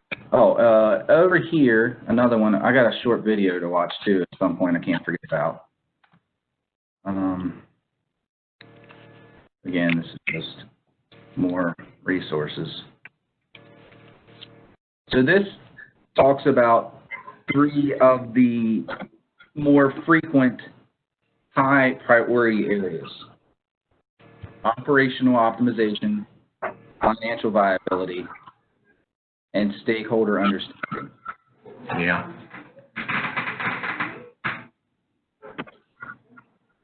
And like you said, just a couple minutes ago, Austin, they all 3 tie together real well. You know, your stakeholder, if you're going to ask for rate increases or explain how you plan on staying, you know, an operating system, you need to have support of your stakeholders. The energy efficiency has been a big push for a while, and it'll continue to be. And so that these people who need pump stations, Kevin knows a little bit more about this than I do, but a lot of the energy suppliers, you know, I think it's Delmarva Power on the Eastern Shore, it's Allegheny where I live, you know, are giving incentives. If you were to replace, you know, blowers with high efficiency blowers, pumps, motors, VFDs, et cetera, you get a lot of incentives and money back. Agreed. And like I heard you mention earlier, the LED was the latest push, you know, for more efficiency.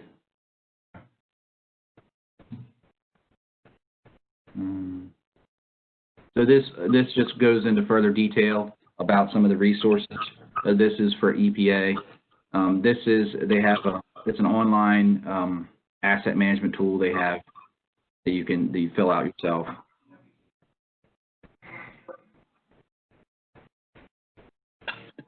This is for operational optimization. And these are just little tools. This one actually is pretty cool. I've checked this one out. This has built-in, it has an Excel sheet you can do for your energy. Not like an energy, kind of an audit, not, but sort of. It helps you break down all your usage of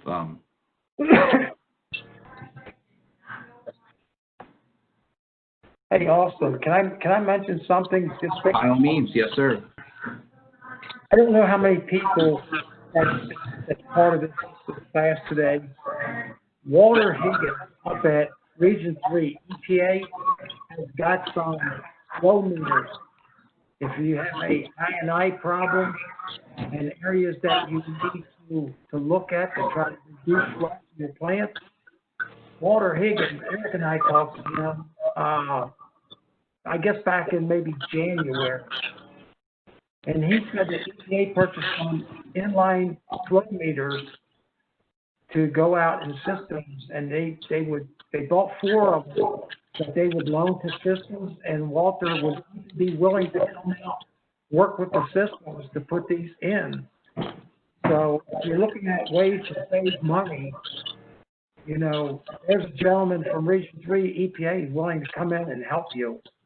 So that could save you some money, other than having a engineering firm come in and try to locate some problem areas. Just wanted to throw that out there. No, I appreciate it, Joe, because I'm sure as most of the wastewater guys on here know, it's a pretty big, a big issue lately. So that's always good to have those resources available. Competitor, operational optimization. So this, yes, just different resources. So the NRWA, that's national for us, National Rural Water Association.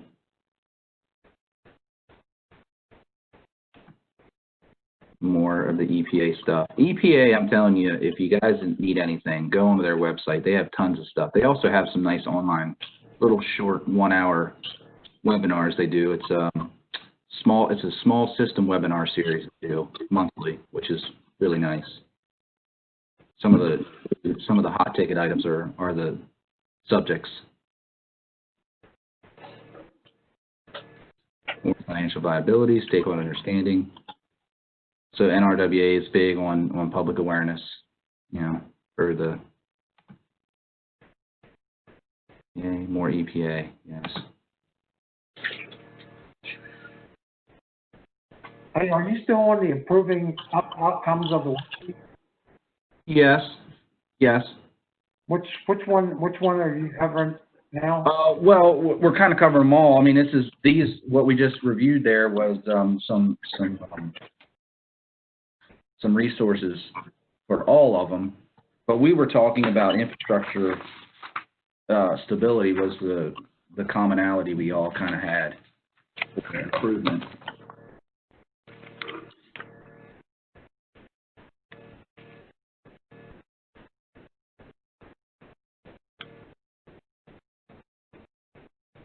Yeah, this is just going over a different explanation. So if you had your stakeholder understanding and support was on the high achievement rating,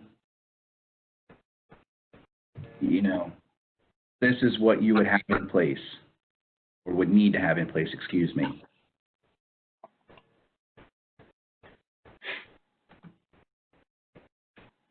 Again, for the infrastructure stability. And I noticed a common theme here with these last two. They all had a capital improvement plan. And that goes into that 5-year plan that you talked about, Joe. To have an action plan for, you know, a couple years out, whether it's, you know, upgrading this or you know, your asset management, for your pumps and everything like that. Hey, I don't know if you discussed this whenever I'm trying to print these things out, or Chris. Yes, sir. Them out. Has anybody said anything about water reserves or wastewater reserves, monies that they have set aside for improvements, whether it be a pumping station, collection line, or? It has not really come up, Joe, no. You know, in some of the larger systems, and it's probably more difficult to do in a smaller system, but I know in Frederick County, and of course, at this point, if your equipment's worn out, it's hindsight, but we used to depreciate a lot of items, you know, 5% a year, say, so that by the time that it wore out its useful life, we had the money for a replacement, or at least partial funds for it. I mean, that's something to look ahead to. If you're already in bad shape and you haven't done it, but when you get new equipment and there's a lot of regular around it also. I've talked to some account managers who like to do it, but it does work. If you have the funds and can depreciate it, it really helps. Agreed. Thank you, guys. Yeah, and you can look at your impact fees too for new new businesses coming into town, development. A lot of times those impact fees, not most, some towns have, impact fees that they have monies available. Some have water reserves. Some places don't have anything, but the systems, for the most part, that's involved with this class today, I would say they do have impact fees and water reserves in place in the event of an emergency, but those are a couple of things that you can look at. And I'd be curious to see how many people know whether or not they do have an account that impact fee money goes into and water reserves. I can almost guarantee you Annapolis does. And I'm probably sure that Hurlock does and Oakland. So, and Kelly, I don't know if Kelly's back on here. I don't know if Pocomoke City has it or not. But I know when I moved to Pocomoke City that the year I decided to move to Pocomoke City, they raised water rates 20%. So, Mr. Barnhart, they knew I was coming. Yeah, lucky you, Joe. You move and they raise water rates. Yeah. If I could chime in, I'm not sure if they give any explanation of why or what. I think that was before my time here. Whether they gave an explanation at the council meetings or something like that. I think people do ask, at least if they don't volunteer it, hey, why is this going up? And I don't know if they did a study that said that they needed to raise them because of our costs. It was asked of me at one of the conferences, did we ever get a study done of what the costs were? And I said I wasn't sure. But that likely might be why they raised the rates, is because of the study. I know Snow Hill's high. I lived in Snow Hill many years ago, and it was pretty high. It was pretty high back then as compared to what Pocomoke is right now. Oh, I'm sure. Hey, Kelly, since you're on here and Eric's on here, both of your towns have lagoon systems in them that you can divert flow to lagoons and stuff. Has there been any projection cost on any sludge removal from the lagoon at all? Because I know that Eric up in Hurlock, I don't know how many acres of lagoons that they have or what Pocomoke has, but has there been any kind of studies done to remove sludge from your lagoons? For me, just removal. We have deceptive receiving. We had removal last year from in front of the bar screen, and you know, that was, I think, right around 55,000. It was pretty much just done kind of backwood way, and that's probably how it's going to be done this way. The long arm excavator, and they pull it up, de-water it, and take it away. Now, as far as sludge removal, now the aerated sludge, when I waste, I got 2 lagoons. I waste to the opposite lagoon that's receiving our septic. Receiving. So, and if I overflow, well, I'll just say like this: we got a North Lagoon and a South Lagoon. They're 43 acres apiece, so they're rather large. And if I do overflow, if I need to, or if it's just because of high flow, which is rare, that it would overflow because of that, it goes to the North Lagoon, the same lagoon that we get the septic receiving in. We waste into the South Lagoon, which it's aerated sludge, so it goes out into the middle, and it's kind of got a diffuser that's on a swing arm, and that would take a long, long time to fill that pond up with aerated sludge to the point that it needed to be emptied. I'm not an engineer, but I'm going to say for us wasting 5, 10, 15,000 gallons every other day here and there, it's not going to be probably in my lifetime. But I don't know what's been put in there before I showed up either. So that's I mean, that's the other thing. Yeah. Right. Eric, how about Hurlock? What's the size of your lagoon? We got 4 30-acre lagoons. We're wasting in one of our lagoons also. And the best thing about that, we don't have no drying beds. Oh, So we got that's a cost savings then. we got a clean smelling wastewater. We don't have no stinky wastewater.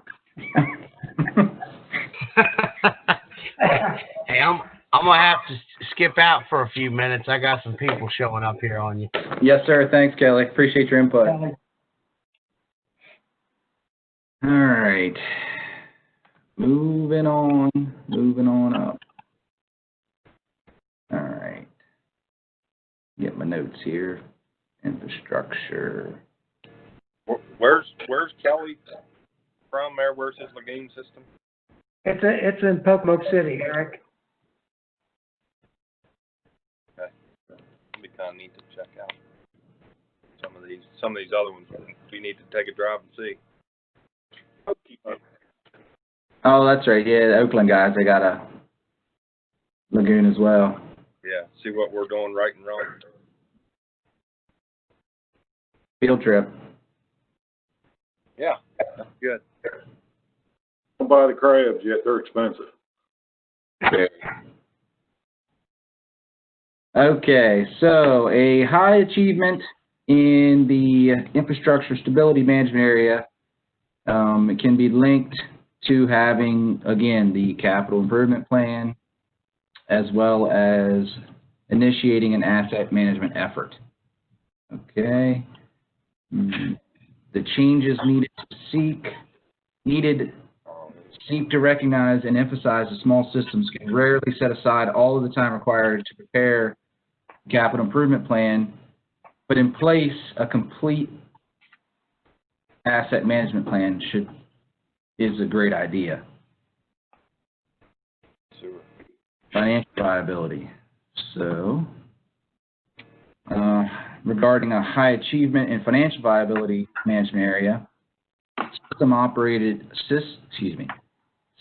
operators identified creating reserve funds, there you go, Joe, and ensuring board members are fully aware of operational and capital needs of the system as critical to financial success over the long run. Regarding changes needed, many system operators suggested that an independent rate study can act as an outside neutral validation of utility revenue needs to be critical to garnering support for rate increases. So we're going to move on to development, employee development. So for getting a high achievement in this area, system operators stress the importance of writing things down, both to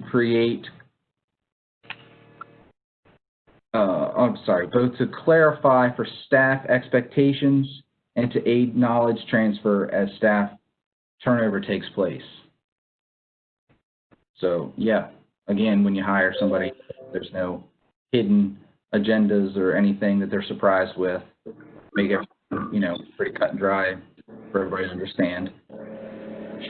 And have a succession plan in place if need be for those older folks retiring and the young guys coming up taking their positions. System operators also recognize that small systems have sustainability constrained capacity for training, time and money. Again, you only have 2 operators. It's hard to get away to keep them trained. And money, although Maryland Rural Water offer free classes.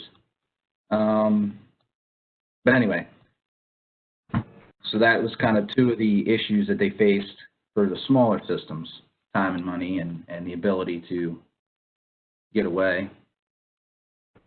Hey, Austin, I want to Yes, sir. pull Scott Harmon, and again, and I don't know if he can remember this number, but Scott, the girl from Salisbury that was going to do the class about competitive wages,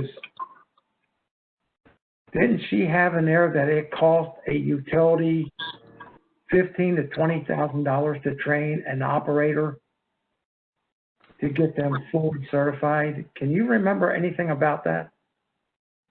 Yeah, she did have a dollar amount in there, and I think it was, which I think hers was between 10 and 15, but that's a low-end estimate that they made. For some of the other municipalities, it could be considerably more. But again, it just, people complain that I train my folks and they move elsewhere, but always keep in mind, what if you train them and what if you don't train them and they stay? So that's important to remember too. That's true. Yeah. Now, That was that 10 to 15,000? That was to get them their hard copy wastewater license. That, to give them the knowledge and the ability to pass the test. Okay. Yeah. Wow. Never really thought about that. That's a pretty big number for a certified operator to get them trained. Huh. Okay. Well, I think if you're talking about your operators and what you're doing for your operators and the incentives to an operator to work hard to get his certification or her certification, that you already got the investment, because whenever utilities are working on their budget, and Scott, you can tell me if you agree on this or not, one of the first things that get cut out of the budget is training expenses. Is that true? Yes, sir. It is. Mm-hmm. Talking about employees, what's involved with employees? I think that management and probably local officials don't realize what it takes to get a certified operator, whether that operator is a class 1 or a class 4 or a 1 or a class 5A. It takes time and money, so they're investing in the system's future as far as I'm concerned. Well, no, and again, as we've said throughout this whole class, that just builds on the stakeholder understanding and support, so that they know, what it goes into to train and keep an operator. Well, I know that Anne Arundel County has a training in place, in-house training. Does Annapolis have in-house training, Jesse? I'll look for his comment, Joe.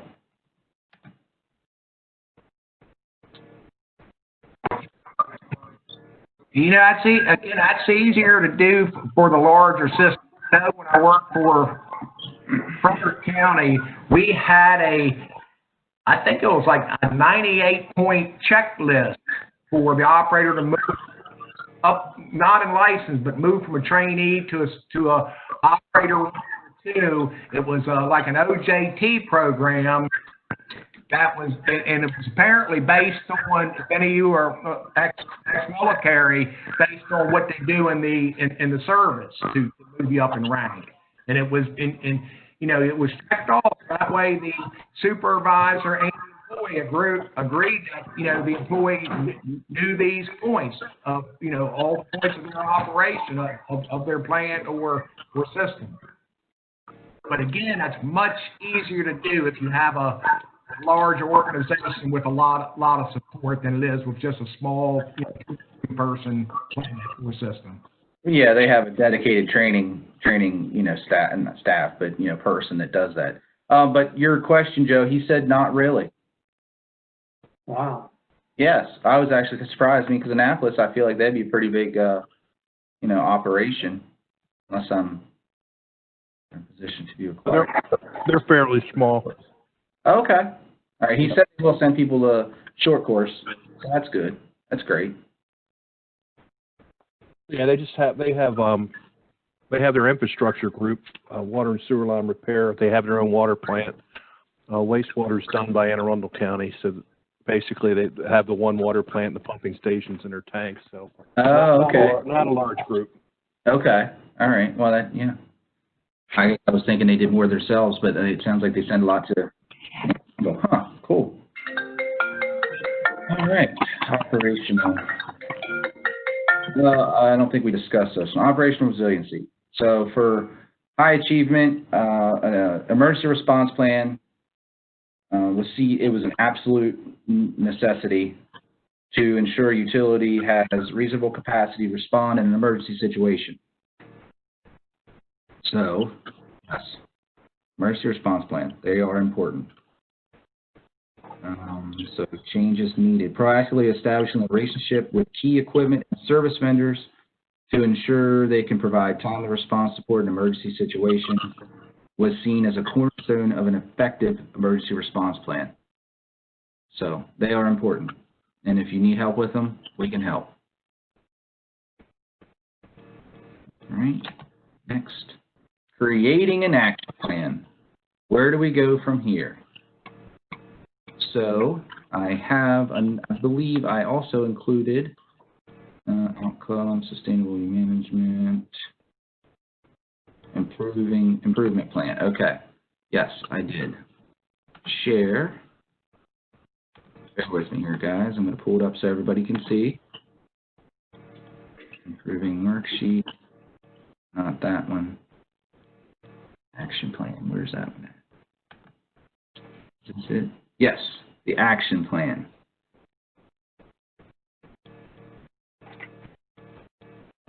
So this just helps you to try and create some kind of a timeline and to try and get, granted, there's 100 other things you're going to have to overcome, but it just gives you some talking points to try. So again, let's go with that. We were looking at infrastructure stability. So everybody can see this here.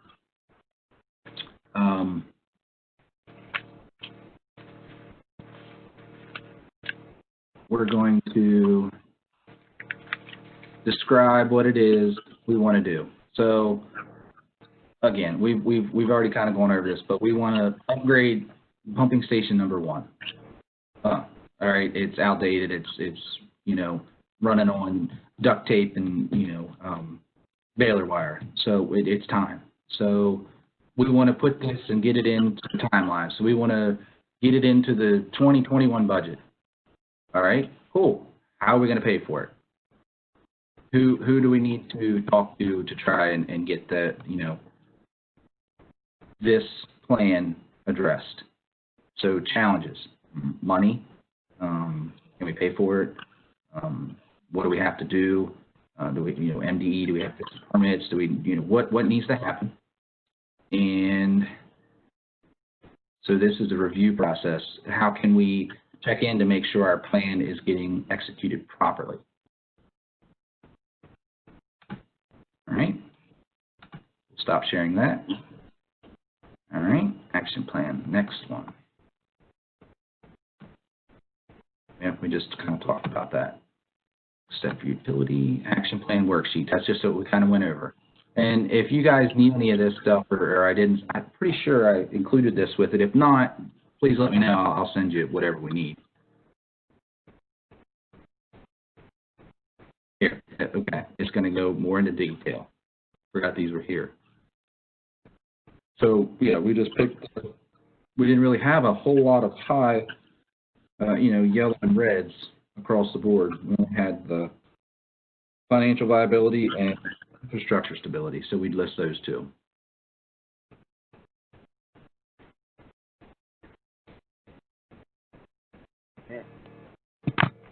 Choose that you can take to make improvements.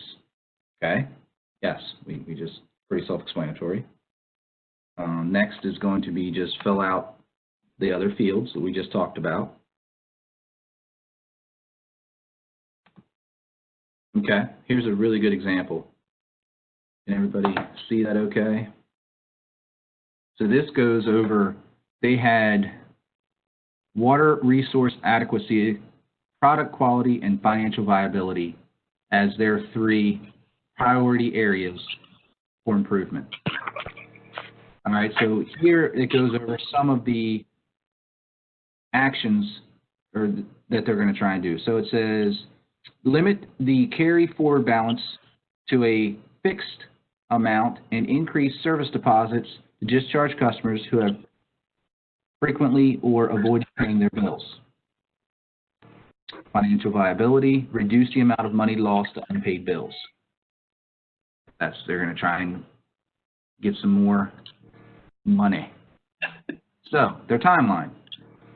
This is from 2013, but there it says they're going to try and start with drafting a new carry forward balance allowance and new service deposit requirement for new customers. So it doesn't seem like it's going to affect the old ones too much, but from here on out, the new customers, this is what's going to happen. So they have a 4-month kind of timeline. July, propose and approve the new balance and deposit requirement at board meeting. Next, notify customers of new requirements. And then in September, implement. All right, so they have a beginning, a middle, and end for them. This was not a big deal, but the small steps that help. So these are the 2 contact people, whether it's an operator or maybe a town manager or the accountant. So Bill Smith and Jane, they're the people that are going to assist with this. Relevant resources. So any support mechanisms they can use to get their improvement action plan taken care of. All right, challenges that they may face. Again, the public pressure on board members to reject rate increases. So this goes back, again, to one of our 10 management areas for the stakeholder understanding support as well as the customer satisfaction. So they're coming back again and again. So again, they have the review process. How are they going to check it? Make sure it. For performance indicators or measures, status report and update frequently. Milestone dates. So they had their milestone dates, meaning the June, July, August, September dates. They have weekly progress checks with the utility director. So this is a really good example of how you can break it down into small bites instead of, one big giant chunk to make your improvement action a little bit easier.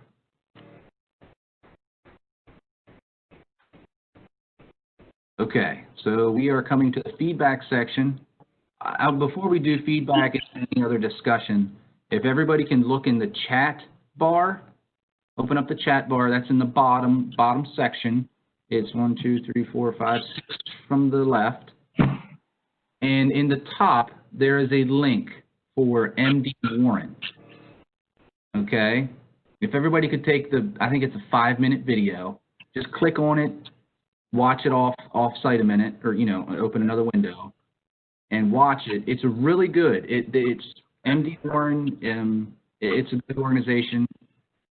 I'll let the video explain everything. So if you guys could just do that for a moment, everybody comes back, tell me when you're done.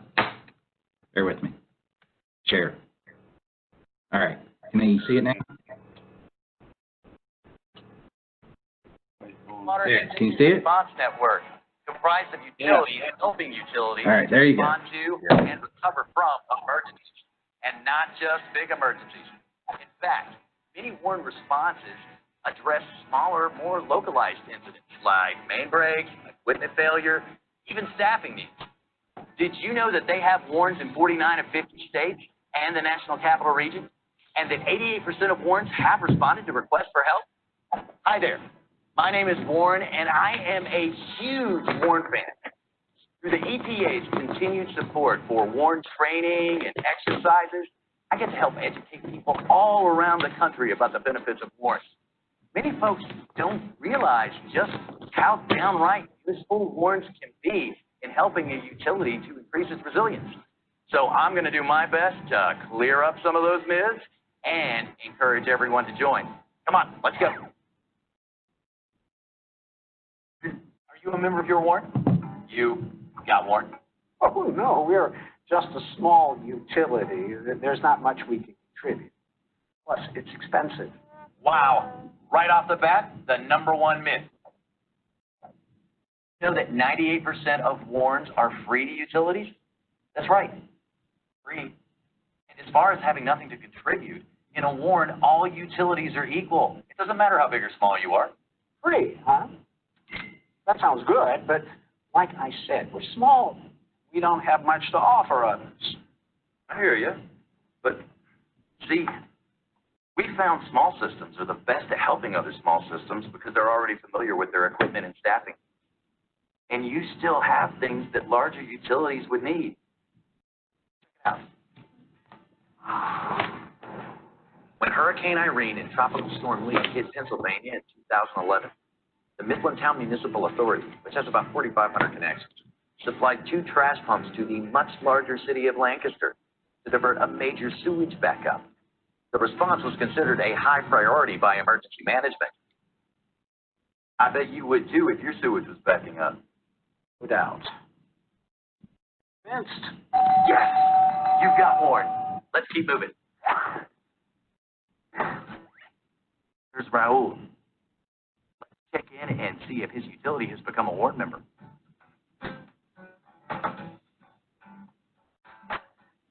Hey, Raul. Water's looking good today. You got warned? Has your utility joined a warrant yet? No. It's hard enough for us to get done what we need to get done without having to mess around with anything like a warrant. I mean, if we joined, we wouldn't have to respond to every problem out there, and it's not the time. Actually, Raul, your utility doesn't have to respond at all. You're only required to follow through if you say that you will help in a response situation. We understand that you've got to take care of your own utility first, and that's okay. Really? Yeah. Yeah, it is. Here, take a look. Most warrant agreements allow both public and private utilities to directly exchange resources without anyone else being involved. And warrants can be used without any kind of formal disaster declaration. When you have an issue, you reach out to your warrant. It's that simple. That is simple. Okay, you got me. I'm in. Look at that. It's raining new warrant members over here, folks. Let's keep moving.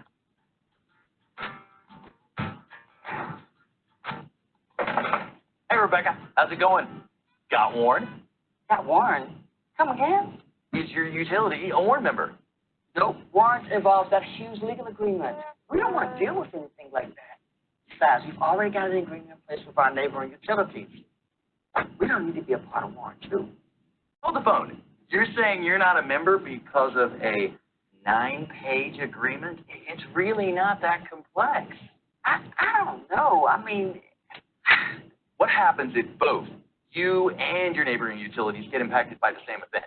Or you need a specialized piece of equipment and they don't have it? Think of your warrant as a statewide one-stop shop for all of the resources that you need. It never hurt to have more resource options. Put it that way.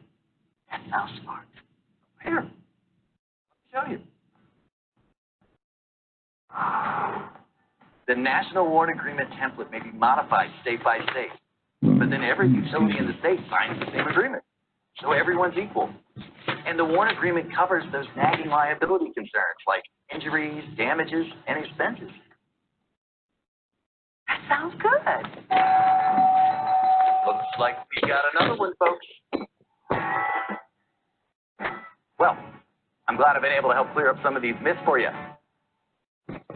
The more warrant members we have, the stronger we all are, and the better prepared we are to face whatever challenges lie ahead. Have you got warrant? Go to www.epa.gov/water utility response for more information. Okay. So hopefully everybody was able to see that and gain something out of it. Mr. Dutcher, do you have anything to add to that? I just want to say that although Maryland does have a warrant, I think it's been fairly inactive. I'm hoping in the future it's going to be a better organization. Some state warrants are wonderful. And if you notice what one of the people said, that they sort of have a casual agreement with their neighbors. That's a lot of what you see here.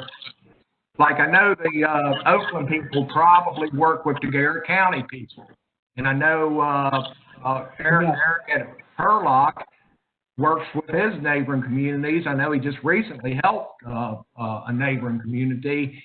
And Annapolis works with Anne County. So there is a lot of casual, but the Warren can be a good thing.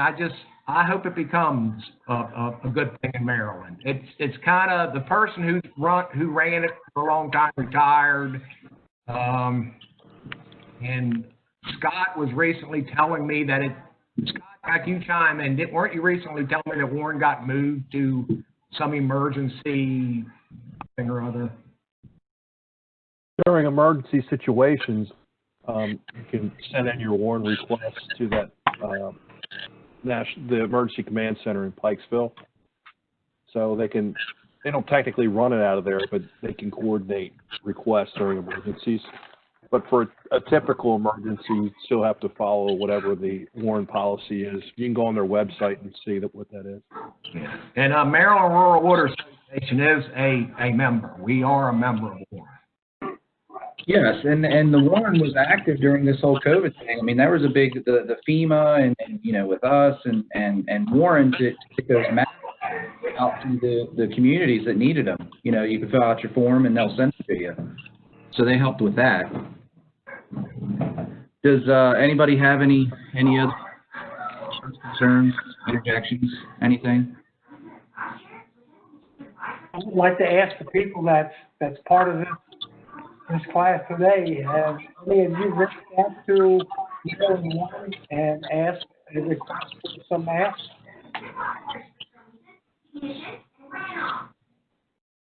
Yeah, I don't remember hearing anybody on here, Joe. Okay, listen. Okay. Great. Well, I mean, that's fortunately we've made it through everything. We did our exercises and everything. Anybody have anything else to add? I appreciate everybody's input. And Kelly, I appreciate you letting us use you as a guinea pig.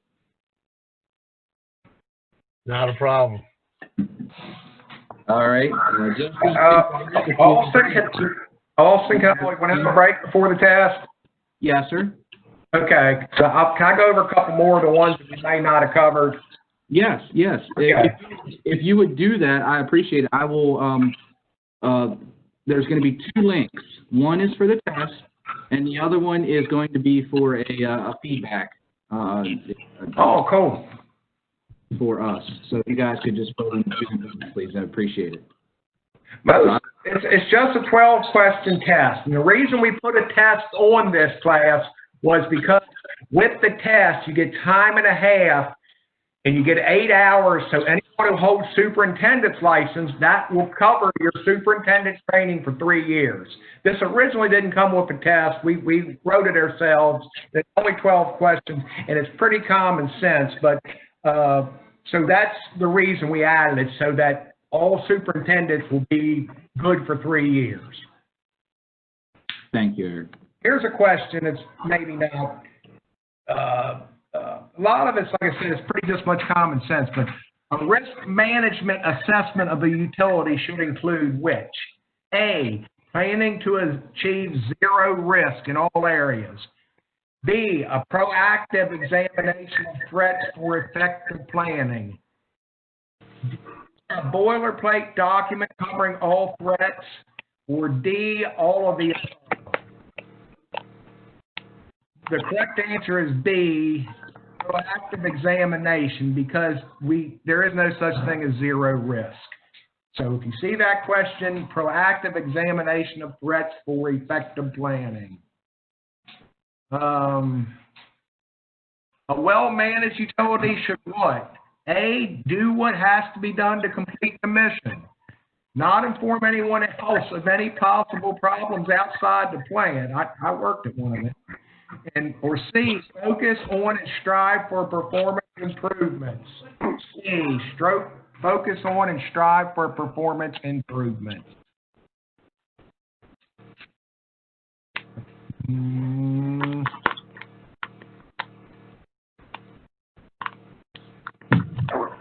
The rest, I think, are pretty common sense ones. I went over a few of the others, but,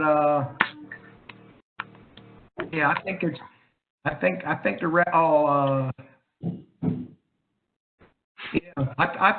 the rest are pretty common sense, something we should all know. I don't think anyone will have any issues. Okay, thank you guys very much. I really appreciate the input and everybody taking time out of the schedule to join us for the training. I just got one question for Scott here. I'm not sure. I have two links, and the first link is for the actual test, and the other one is for the evaluation. Yes, it says ARCS, however, just got the title forgot to get changed. So it's just a generic evaluation. Yeah, it's a generic evaluation, so. Yes, but Scott, now, do they have to do anything else, or, I mean, can they click on it and take the test? Do we have to keep this open? I'm not familiar with that part of it. You should keep it open for another 15 or 20 minutes, just in case people have issues getting onto the test or Yes, sir. anything like that. But no, they should just be able to click on the tests and take the test, and then they can go ahead and either follow it up by taking the survey, or they can copy that link and do the survey later. So. Okay, well, I will keep it open for a while. I got nothing prepped. FYI, even though the class didn't go to the link that it was supposed to, they'll still get the full credit hours for the class. It's TRE's approved for. Thanks, guys. Anything else? Once going twice. I appreciate it. Well done, Austin. I think you did an excellent job. Thank you. Thank you, guys. Appreciate your help and feedback and everything. That makes the class go a little bit better. People discuss and, give their personal experiences. So that worked out well. Everybody, thank you. And until we travel, I'll talk to you on the phone, I guess.